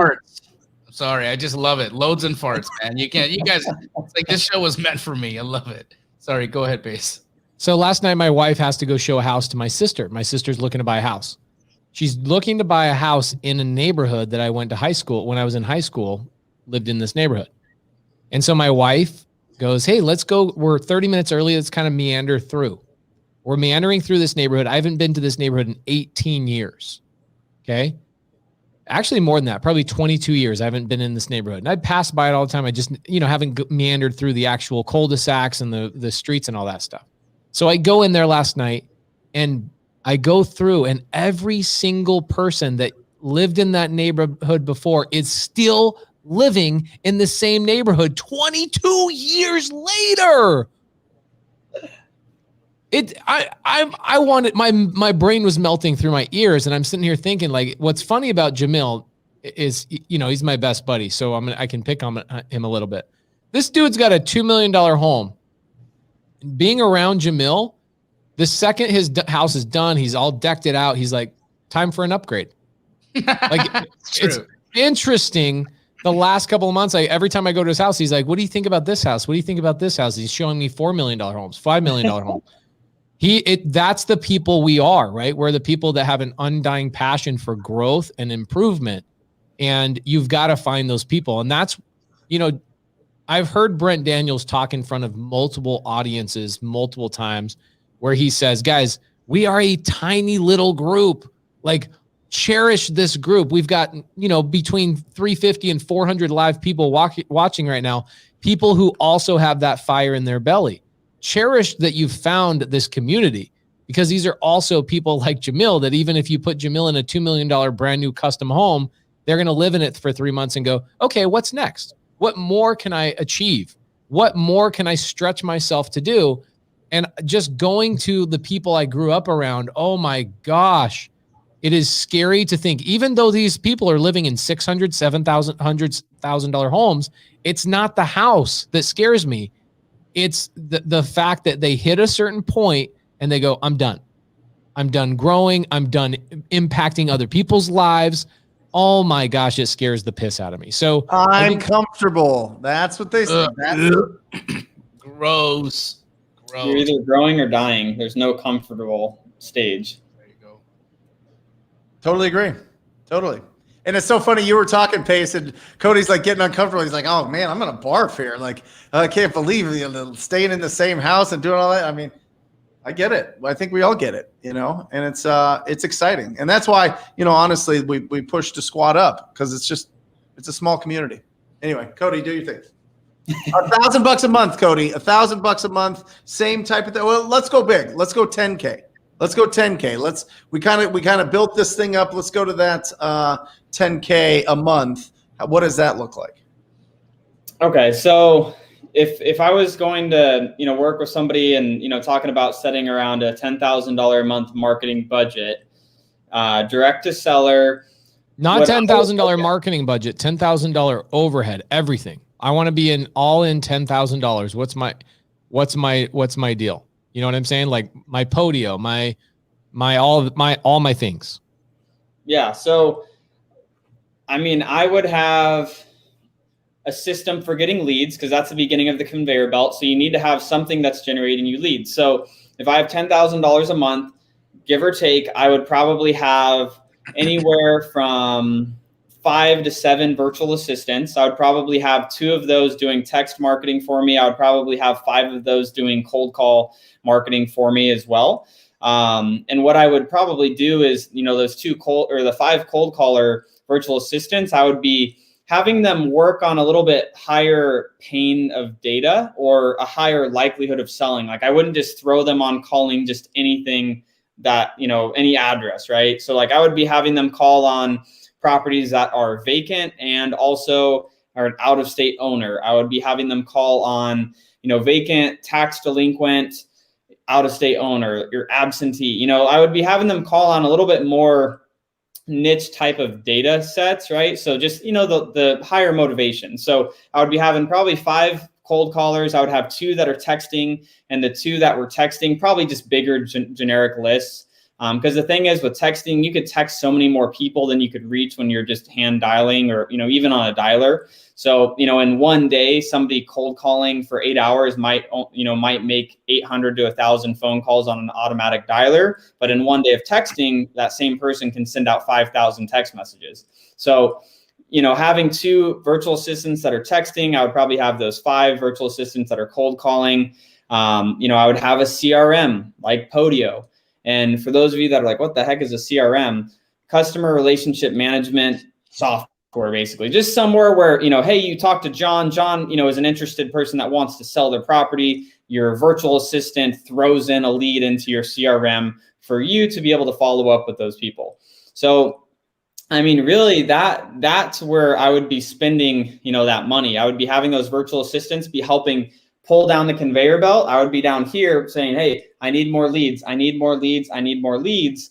And have, be spending that money on data, pulling lists, skip tracing those lists, paying my virtual assistants. And then I would be, whether you had a team or not at this point, myself, maybe my partner would be following up with those leads, trying to convert those into contracts. That's what I would be doing. I mean, smaller scale team where you don't have a bunch of people, to take care of and salaries and all that. But that's what I would do. Cold call and text. at that point, once you have a budget. It's the lowest cost per contract once you're systematized and you're scaling. Cold calling and texting is when you're doing direct to seller, belly to belly stuff, that's I say it all day long. I think right now the national average on text campaigns is like under $2,000 for a contract, right? That's incredible. When you look at the national average for an assignment fee is around $10,000, but that's a great ROI. Yep. 100%. And, cold call and text is something that you can get response immediately. Like I could send out a text message right now and get somebody that responds to me right now. I could call someone right now and have a conversation with somebody. The reason I don't love PPC, I don't really love direct mail, which they do work. A lot of people have great results with them, is you have to send, they're expensive and you're waiting. Like you send out mail today, you're waiting for it to drop and you're waiting for those calls to come in. So, cold call and text, I just always think of speed to the lead. How quickly can I get a lead? And text and cold call, there's no faster way, obviously, as far as paid marketing goes to, get a conversation started with somebody that wants to sell. Awesome. Can I ask a 2-part question, Cody? Yeah. One, what is your guys' company look like now? You and Pace, right? And 2, how does a integrator who is not a visionary get out of the business and be able to do things and live life and do that? Or are you just stuck running the show? Yeah, no, that's a great question. Right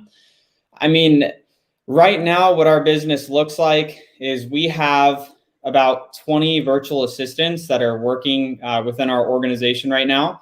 Does that include all of our admin too? Yes, we fired some of our cold callers and we've narrowed it down. Like we kind of, got the cream of the crop on our team now for our callers. And these guys won't promote it because it feels a little whatever, but VA Hub that they own is phenomenal. We use them. They text for us. We get deals from them. Jamil uses them. VA Hub, if you can get, I think there's a little bit of a waiting list, right? You guys, it's usually 2 to 4 weeks out right now just because of the demand. I'm telling you guys, get your name on there for real. Like, if you guys go to vahub.com and book a call, that's what I would do. Go to vahub.com, book a call, tell them about your business, tell them what you need. They'll make suggestions, etc. Tell them that you heard about VA Hub from Wholesale Hotline and you guys should get a discount. Awesome. So with all those virtual assistants that we do have is we have 10 of them are cold calling. So 10 of those are strictly cold calling. They're just, making outbound calls Monday through Friday. And then we have 2 of them that are just systems, virtual assistants. So this is to answer, this is partially answering your other question, Brent, is for me to step more out of the business, I have to still have those tasks be done. So, anything that could be done on a computer, a virtual assistant can do it. So what we've done is we've trained the virtual assistants to be able to do the admin stuff, like uploading lists into the campaign, skip tracing the lists, making sure the text campaigns are working, making sure the calling campaigns are running, tracking the KPIs, hey, Mark, the systems VA, can you put a report together based off of these numbers every week? Okay, perfect. Thank you so much. Like that you can really have, if you have the right virtual assistants, they can do a lot of those things. And so that for me, and then, just holding them accountable on that, weekly basis, you could really offload a lot of it to a virtual assistant team. And so you really only have to focus on some of the higher level stuff. But, so 10 of them are cold calling, 2 of them are systems, 3 of them are texting. So that puts us at 15. Then we have 3 of them are lead managers, and then 2 of them are acquisition. So they do everything. Yeah, all the way down to converting deals. Yeah.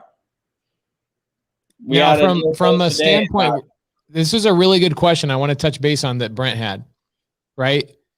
Brent says, this is kind of the same question, and it's off market. Don asked the same question. If I'm a visionary, is it pertinent that I find an integrator? If so, how do I know when I found the one? So here's the thing. If you go read the book Rocket Fuel, very basic. Rocket Fuel tells you that you have to have a visionary as an owner of the business. Rocket Fuel, it's amazing. Best book on planet Earth. Non-religious and non-Kama Sutra related. Okay. So, Rocket Fuel talks about how you have to have a visionary. If you hire visionaries to run your business, they're going to just take everything from you. Okay. They're going to come in, they're going to seize the castle. If you hire integrators will stick around. And that's what Brent has done. Brent has done a really good job hiring integration inside of his business. Yep. Cody and I, we partnered together. So I didn't have to hire integrators. So the answer to Brent's question is, how does an integrator get out of the business if he's the one that everybody relies on? If he's essentially the one making sure that the conveyor belt is running while Pace is out promoting and talking and helping close deals and all that kind of stuff and raising capital, which that's kind of my main job for that business right now is I raised like $1.5 million in the last 45 days. That's what I do, right? So the answer is that Cody replaces himself with integrators, right? He builds out teams of people to take things off his plate. And now all Cody has to do is be involved in the business about 30 to 45 minutes every single day. That's about it. And I would even challenge that you're even involved that much. Are you? Yeah, not even. I mean, depends on the day, and the problem that comes up, right? The high level problems I still have to jump in and, resolve. But I mean, really, like, I kind of see it as like, if you've seen The Wizard of Oz, like, I feel like I'm like the guy at the end of the movie, The Wizard of Oz, that I'm just like, operating the machines back there. And then, everyone else, the team is out there actually, producing things and making things happen. And I'm just kind of like making sure the system doesn't overheat and, checking in and pulse checking things. I mean, that's really what it is. And I feel like I have a lot of freedom from being in the business, even though I still am involved in certain things. That's why I'm going to Colombia for a month. That's why most of the summer, I'm going to just work remote and just travel around South America, but I could still work. You just need internet. But it's also being intentional around that. I also have other friends that are integrators that they feel stuck and they don't have any freedom at all because they refuse to systematize and automate. The whole, like, system itself is an acronym. It's save yourself some time, energy, and money. That's why you put systems in place. You want to avoid. Say it again so that we can type this out. Yeah, systems means save yourself some time, energy, and money. I'll never forget it. That's the purpose of having good systems, so that you can avoid having to be involved in every single little thing.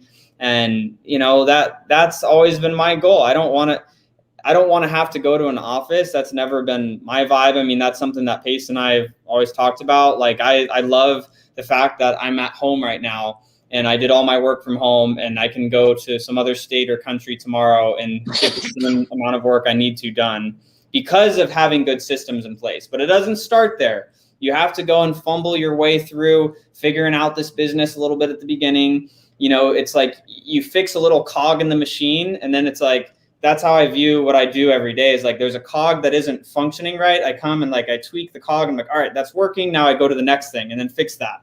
And it's just going to each part of the business and just making it more efficient. Cody, go ahead, Brent. I just want to see the character arc here for Cody. Okay. So when did you start? How old are you? And like wholesaling? Yeah. 24. Okay. So 2 years ago. Yeah. And you started doing what? Driving for dollars. And you caught Pace's attention how? I started doing some deals for about 6 months. I switched from being just an agent, and because I was an agent for 4 years. I don't want people to think I just, out of nowhere, because I knew how to comp, like I had a pretty good understanding starting off wholesaling, but yep. I started doing some deals, but I was getting a lot of leads and not closing a lot of them. I would close some. It was like the laydowns, and then, some I would get, I'm the sales guy that's like, I'm going to offer too much because I feel bad for the seller and sell it for too little because I love my buyer. That's what I would do. So I'm like, I just need to not be involved in this process so we can get deals deep enough and then we could sell them for higher because I just can't be involved in that. Right. So, I saw actually Pace was on Steve Trang's show. I remember I was doing my text marketing. I was doing it myself and I was texting sellers and I was listening. I had my dual monitors. I was listening to this podcast and Pace was like, yeah, like, here's my phone number. I'm, best closer in Arizona. He wasn't saying that, but, Steve was. He's like, here's my phone number. And I'm like, this guy just gave his phone number out on a podcast. So I just, I grabbed my phone. Like a dumbass. I still get text messages every day. So I texted him, and I knew, my background before real estate agent was, network marketing, and I grew a lot, personally development. I did a lot of that for a few years before that. And I knew the only way that you're going to be able to, create these, higher level relationships is like, you got to bring value. Like you have to lead with value. And so I'm like, all right, how do I, reach out to this Pace guy? And so I texted him like, hey, Pace, my name's Cody Barton. I saw you on Steve Trang's podcast. It sounds like you're really great at closing sellers. And, I'd love to just bring leads. I'm generating a lot of leads. I'd love to just bring these leads to you.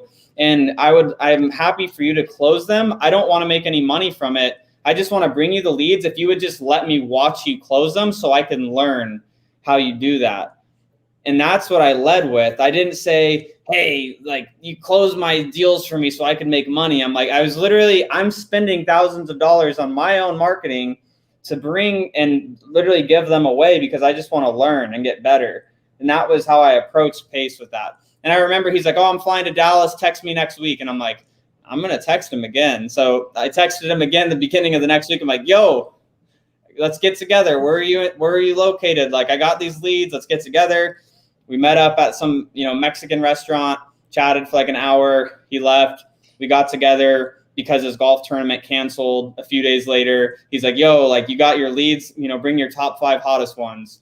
And I was like, let's see if this dude's real. Meet me at McDonald's, bring your laptop and bring me your top 5 best leads. Open your damn laptop. Show me these leads. That's literally what I was like, come on, man. Cause you know how it is. You guys get blown up all the time. I'd been doing deals and closing deals for multiple years prior to this because of my Homevestors franchise, right? And so Cody meets me at McDonald's, opens his freaking laptop, shows me his Podio. I didn't know what Podio was at the time because I was doing everything through direct mail and postcards and Homevestors and all that kind of stuff. We used Salesforce. So you guys remember that private lender I brought on Wholesale Hotline a couple of weeks ago? That was the first seller that I closed out of Cody's leads. Literally the first seller. He goes, this lady's so slippery. Like, I don't think anybody can close her. Closed her 2 days later. We ended up, she's still our private lender. Amazing. And then to shorten that process down, about 4 months later, I realized like, wow, this guy fills in a lot of gaps that I'm missing in my business.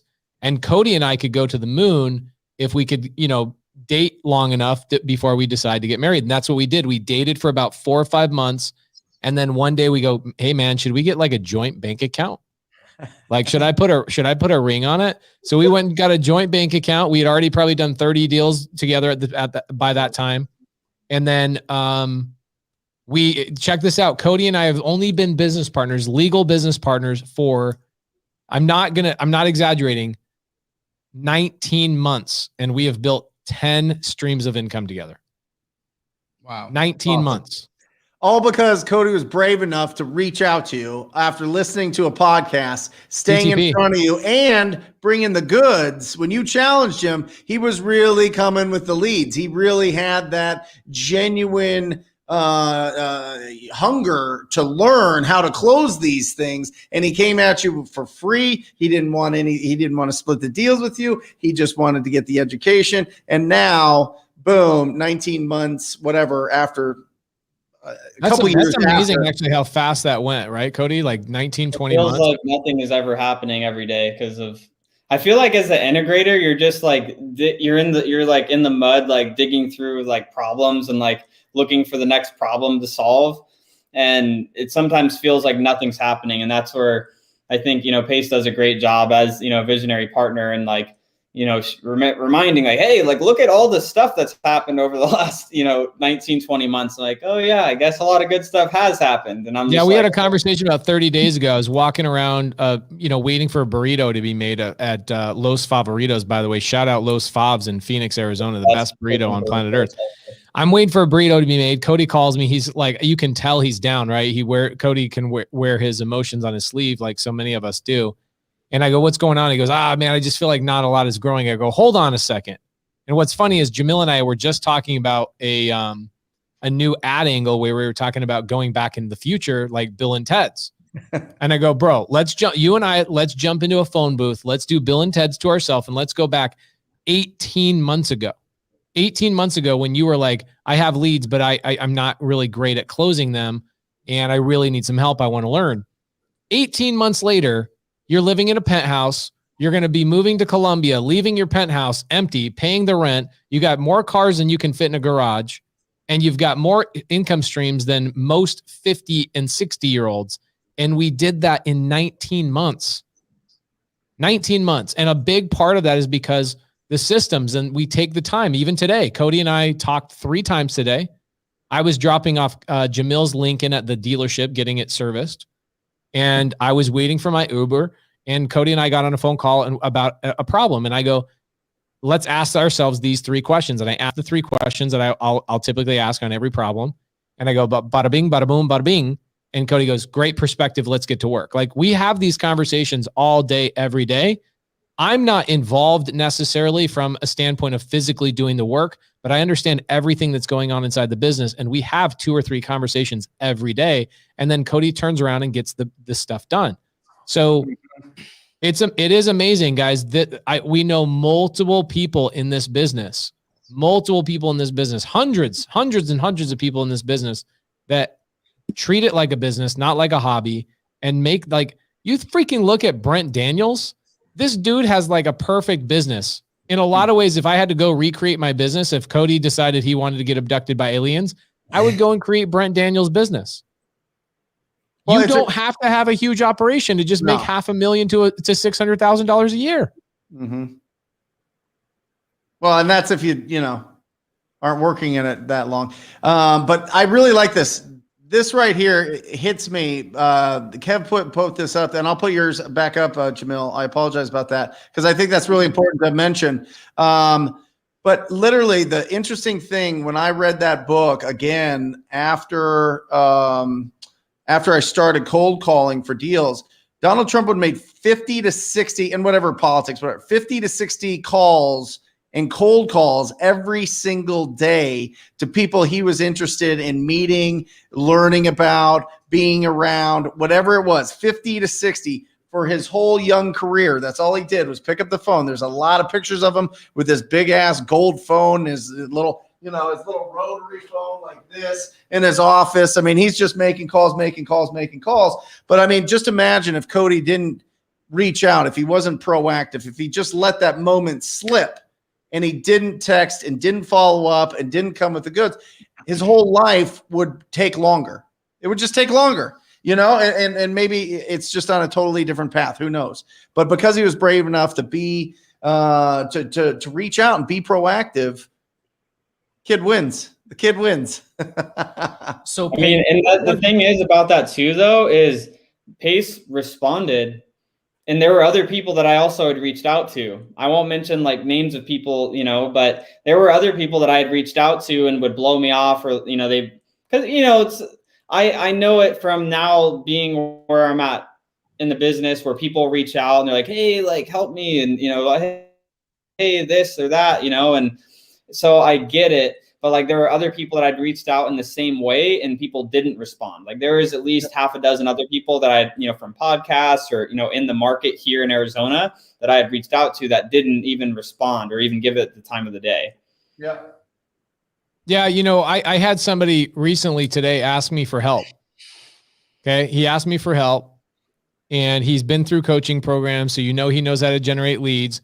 And I said, hey, you know what? I actually was telling Cody today, I go, hey, you know what? Once I finish the next 2 weeks of Zooms, because I have 12 Zooms for my students this week, and I have like 10 Zooms for my students next week, I'm deep diving on specific topics, recording those and putting them into future trainings. So it's not like a normal thing to do 12 Zooms a week.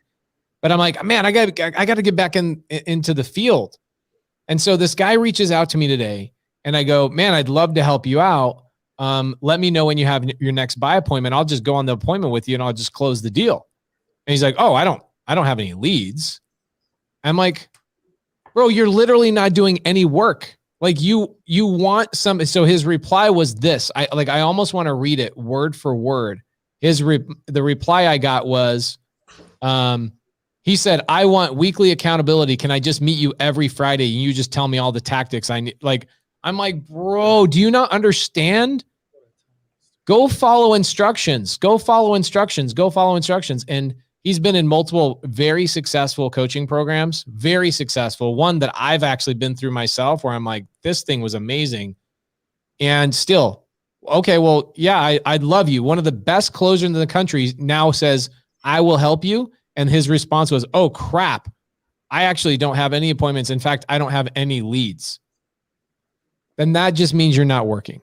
That just simply means you're not working. So it's tough. I mean, it's really tough having these conversations with people. The consistency factor, people underestimate that that's the number one reason why everybody fails. They'll go cold call for 45 minutes and go, okay, I got bitched out one time. I'm going to take a break. I'll get back to it tomorrow. It's very similar to the gym, the people that go to the gym, right? Like, I'm going to go work out, and 3 days later, they forgot that they even had a goal. It's crazy, the night and day difference. I think my biggest takeaway, because I get to hear Cody all the time, but my biggest takeaway is Jarrod and Brent talking about the 7-layer fun dip that you guys were talking about. Yeah, that was great. I'm going to bring that 7-layer dip to every party, bro. 7-layer, yeah. Why? 7 layers to why? And then Cody's system. Why? When, bro? Why haven't you made a T-shirt with your face on it? System acronym. Where the hell did that come out? Yeah, what the hell? You're taking Pace's like sayings? Come on. I got all these these sayings from when I was in network marketing years ago that just like come out when I'm talking. They're just like in the subconscious. I don't even know where they come from. Got you. But real quick, Jamil, I just got a text from a TTPer out of Utah. He needs to know who to talk to at Keegley in Utah. They just closed a really difficult deal, and he wants to say thank you because you guys got him a phenomenal price. And on a deal he didn't think he was going to make anything, he walked away $8,300,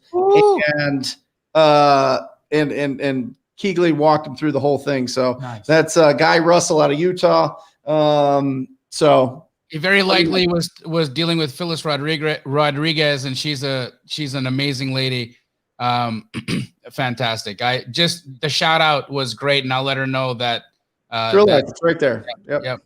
Speaking of text messages, I just want to bring one up because Pace, is funny that you get these crazy ones. I got one today. No hello, no name, just never. Dude, it's like my reply always is, can you first introduce yourself? Like literally not even say your name. No name, nothing. It just said, is text messaging, this was today at 2:41 p.m. Is text messaging legal? And I responded with, you're texting me right now and the police are outside. What the? Oh my gosh, that's so good. What am I supposed to say? It's awesome. Text message today, just, hey B, hey B, what's up? Can I ask you a quick question? You just did. Yeah. I mean, I get it, but I mean, it's like, what's your name? I don't know who I'm talking. What?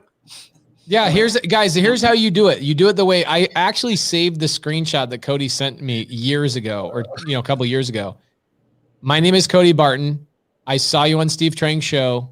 I would like to bring you some value. Let me know when you can talk. That was it. What was the thing, the one thing that weeded Cody out or made Cody stand out versus everyone else who blows your phone up every day? Yeah, this is a story I tell all the time. So you guys can imagine, I already had a pretty big brand at the time, like Steve Trang. Him and I were going. I've been running around with all these guys for a couple of years before I was ever on Steve Trang's podcast. So I had a decent brand. So when I gave out my phone stupidly, I probably, no exaggeration, I think there was like 600 live viewers on that stinking thing. And I had probably 200 people text me. No exaggeration, 200 people. So I go through and I have OCD. You will never see an unread email, an unread text message from me, an unread DM ever. Like, I hate it. It drives me wild. So I go through, out of 200 text messages, I replied to one. Because 75% of them, like Jamil said, they don't even introduce themselves. It happens every day. And I don't want to call people out, but I get people texting me like, hey, got your phone number from Steve Trang's podcast. They don't introduce themselves. They don't, whatever, right? So 75% of them, 150 people already out of the gate. Then the other 49 people, they're not coming with value whatsoever. It's what can you do for me? Cody was literally out of 200 people, the only person, I'm not exaggerating, I didn't even know anything about the kid. He was 24 at the time, so I can call him a kid. So he was the only one that actually led with value. Hey, I have leads. And what does a freaking closer want more than anything? I want leads like freaking crackheads want crack. Like I want leads. I want to be in an appointment. When Cody called me about 2 months ago, which he rarely ever runs into sellers, Cody's driving for dollars, runs into a house, seller calls him back off of a text message. And Cody's like, it's like a hot potato. He's like, I can't get rid of this fast enough. Calls me up. Please call the seller, right? This is years in the business now. I'm like salivating, bro, give me the phone number. I want to talk to the seller. So when he came to me and said, I have leads, I need some help closing them. Please let me know when you have some time to chat. I'll let you take all the money. Now, Cody, did I take all the money at all? No, of course you didn't. You were like, dude, no, like you got to make money on it. I was happy to let you take it, but you're just like, dude, nah, you got to take it. Right. So here's the funny thing is I left. I fly to West Palm Beach. I go to a Mark Evans event, who shout out Mark Evans. I love him. He's great guy. Mark Evans. I go to his event, pay $2,500 to basically sit in a room for a couple of days, meet like Donovan. Everybody knows Donovan from Texas. I become friends with Donovan at that thing. Masterminds are incredibly powerful, guys, by the way. I've been to Brent Daniels masterminds. Masterminds are amazing. So I go out there, and between our breaks, right? We'd get these 15-minute breaks every 2 hours. I was calling Desiree every break, and it took me 2 days out of mastermind. So most people go and go, oh, I'm in mastermind mode. I'm just going to chill, or I'm on vacation or whatever. I'm like, I'm calling between my breaks, and I'm closing the deal. $80,000. Yannick Malcolm closed an $80,000 deal. Come on. Give her the bell, bro. So within a couple of days, Cody, I don't want to get too transparent on everybody, but Cody went from coming to me and going, dude, like I'm spending money on marketing. I know I have good leads. I know I can generate good leads. I have great data. I have sellers that are saying they're interested, but I need money. Like I'm running out of marketing budget.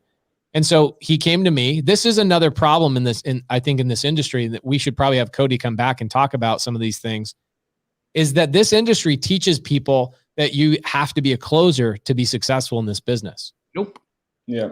Right? It's like every video that you ever see is like, you close deals, closers Olympics, and all those. It's that same Wolf of Wall Street mentality bullshit Yes. that doesn't work, and you end up alone or in jail or in addicted to drugs. It's stupid. It's dumb. Stop right. that. So shit. Cody was convinced, and it's not that Cody's very charismatic, especially in front of a room. He's very, very good. It's not that Cody can't close a deal. It's that there are people that are like, I crave it, whereas Cody did not crave it. And so I was in the process of reading Rocket Fuel at the time. So I told Cody, I go, hey, if we work together, I don't want you ever talking to the sellers. Like you just team me up and I'll take it over from there. And that was it. Say no more. Right. So I'm telling you, I think integrators in this business, whether you're hired or whether you're a partner with somebody, are actually some of the most valuable people in this business. So if you guys are integrators, you need to take that test in Rocket Fuel, that book. And if you're an integrator, you got about a dime a dozen visionaries that would freaking like fight over each other to have you. You agree with that, everybody?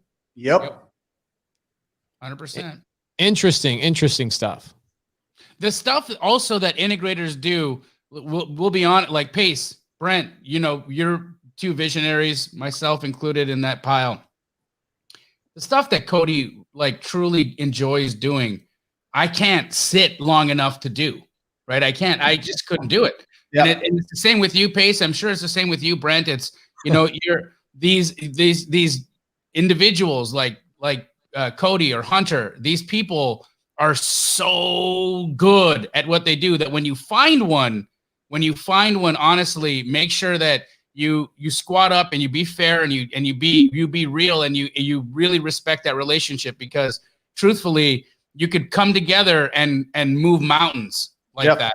So be very, very cognizant of how much respect you need to pay that relationship. Just saying that. Love it. Guys, would you get value out of bringing Cody back here sometime soon and actually having him open up like our Podio and showing you how the life of a lead flows from A to Z and all that kind of stuff, and showing you the inside look of a conveyor belt? Now, it takes, like, we typically, when we do our mastermind, it takes 2 full days to break all that stuff down. But Cody can give you guys an inside look of it on another wholesale hotline if everybody gets value out of that. For sure. For sure. Yeah. Cody, what's your Instagram so everybody can follow you that's not currently following you? Because I can see today we have about 40 or 50 people that are in the comments that have never actually tuned into the show. This is their first time on the show. And guys, we're nearly at 400 live viewers today between our Facebook group and YouTube live stream. So thank you guys so stinking much. Do us a favor, like, comment, share on these shows, and give us great reviews on iTunes and Spotify if you're getting value from us. I saw multiple people in here talking about how this show has changed their lives and their financial future. So give us some good reviews, guys. Jamil, when is your show? Which one are you talking about? My new comping show? It'll come. I'm going to start doing it next week, guys. I'm going to live stream. As you guys already know, I do a live stream with Ty the Flip Man, and we comp properties together, but I'm going to add an additional hour of it into my week, very likely on Wednesdays, where I just comp. You come to my YouTube channel. So if you're not subscribed to my YouTube channel, go do it now. It's just Jamil Damji. Go subscribe to my YouTube channel, because I promise, it'll be a lot of value for you. I'm going to show you. You can bring your addresses. I'm just going to comp the whole hour. We're not even going to talk. No poop jokes, no fart jokes. We're just going to comp. Nah, there's going to be some of those. Come on. Wednesday at what time? I want our dispo girl on that. I will. I'll have it on the next wholesale hotline. The time Emily and I are just working through my schedule right now, but it'll be in the afternoon. Pace, if people are interested in building a robust and healthy rental portfolio using creative resources, how do they, is there a live show that you do on a weekly basis for that?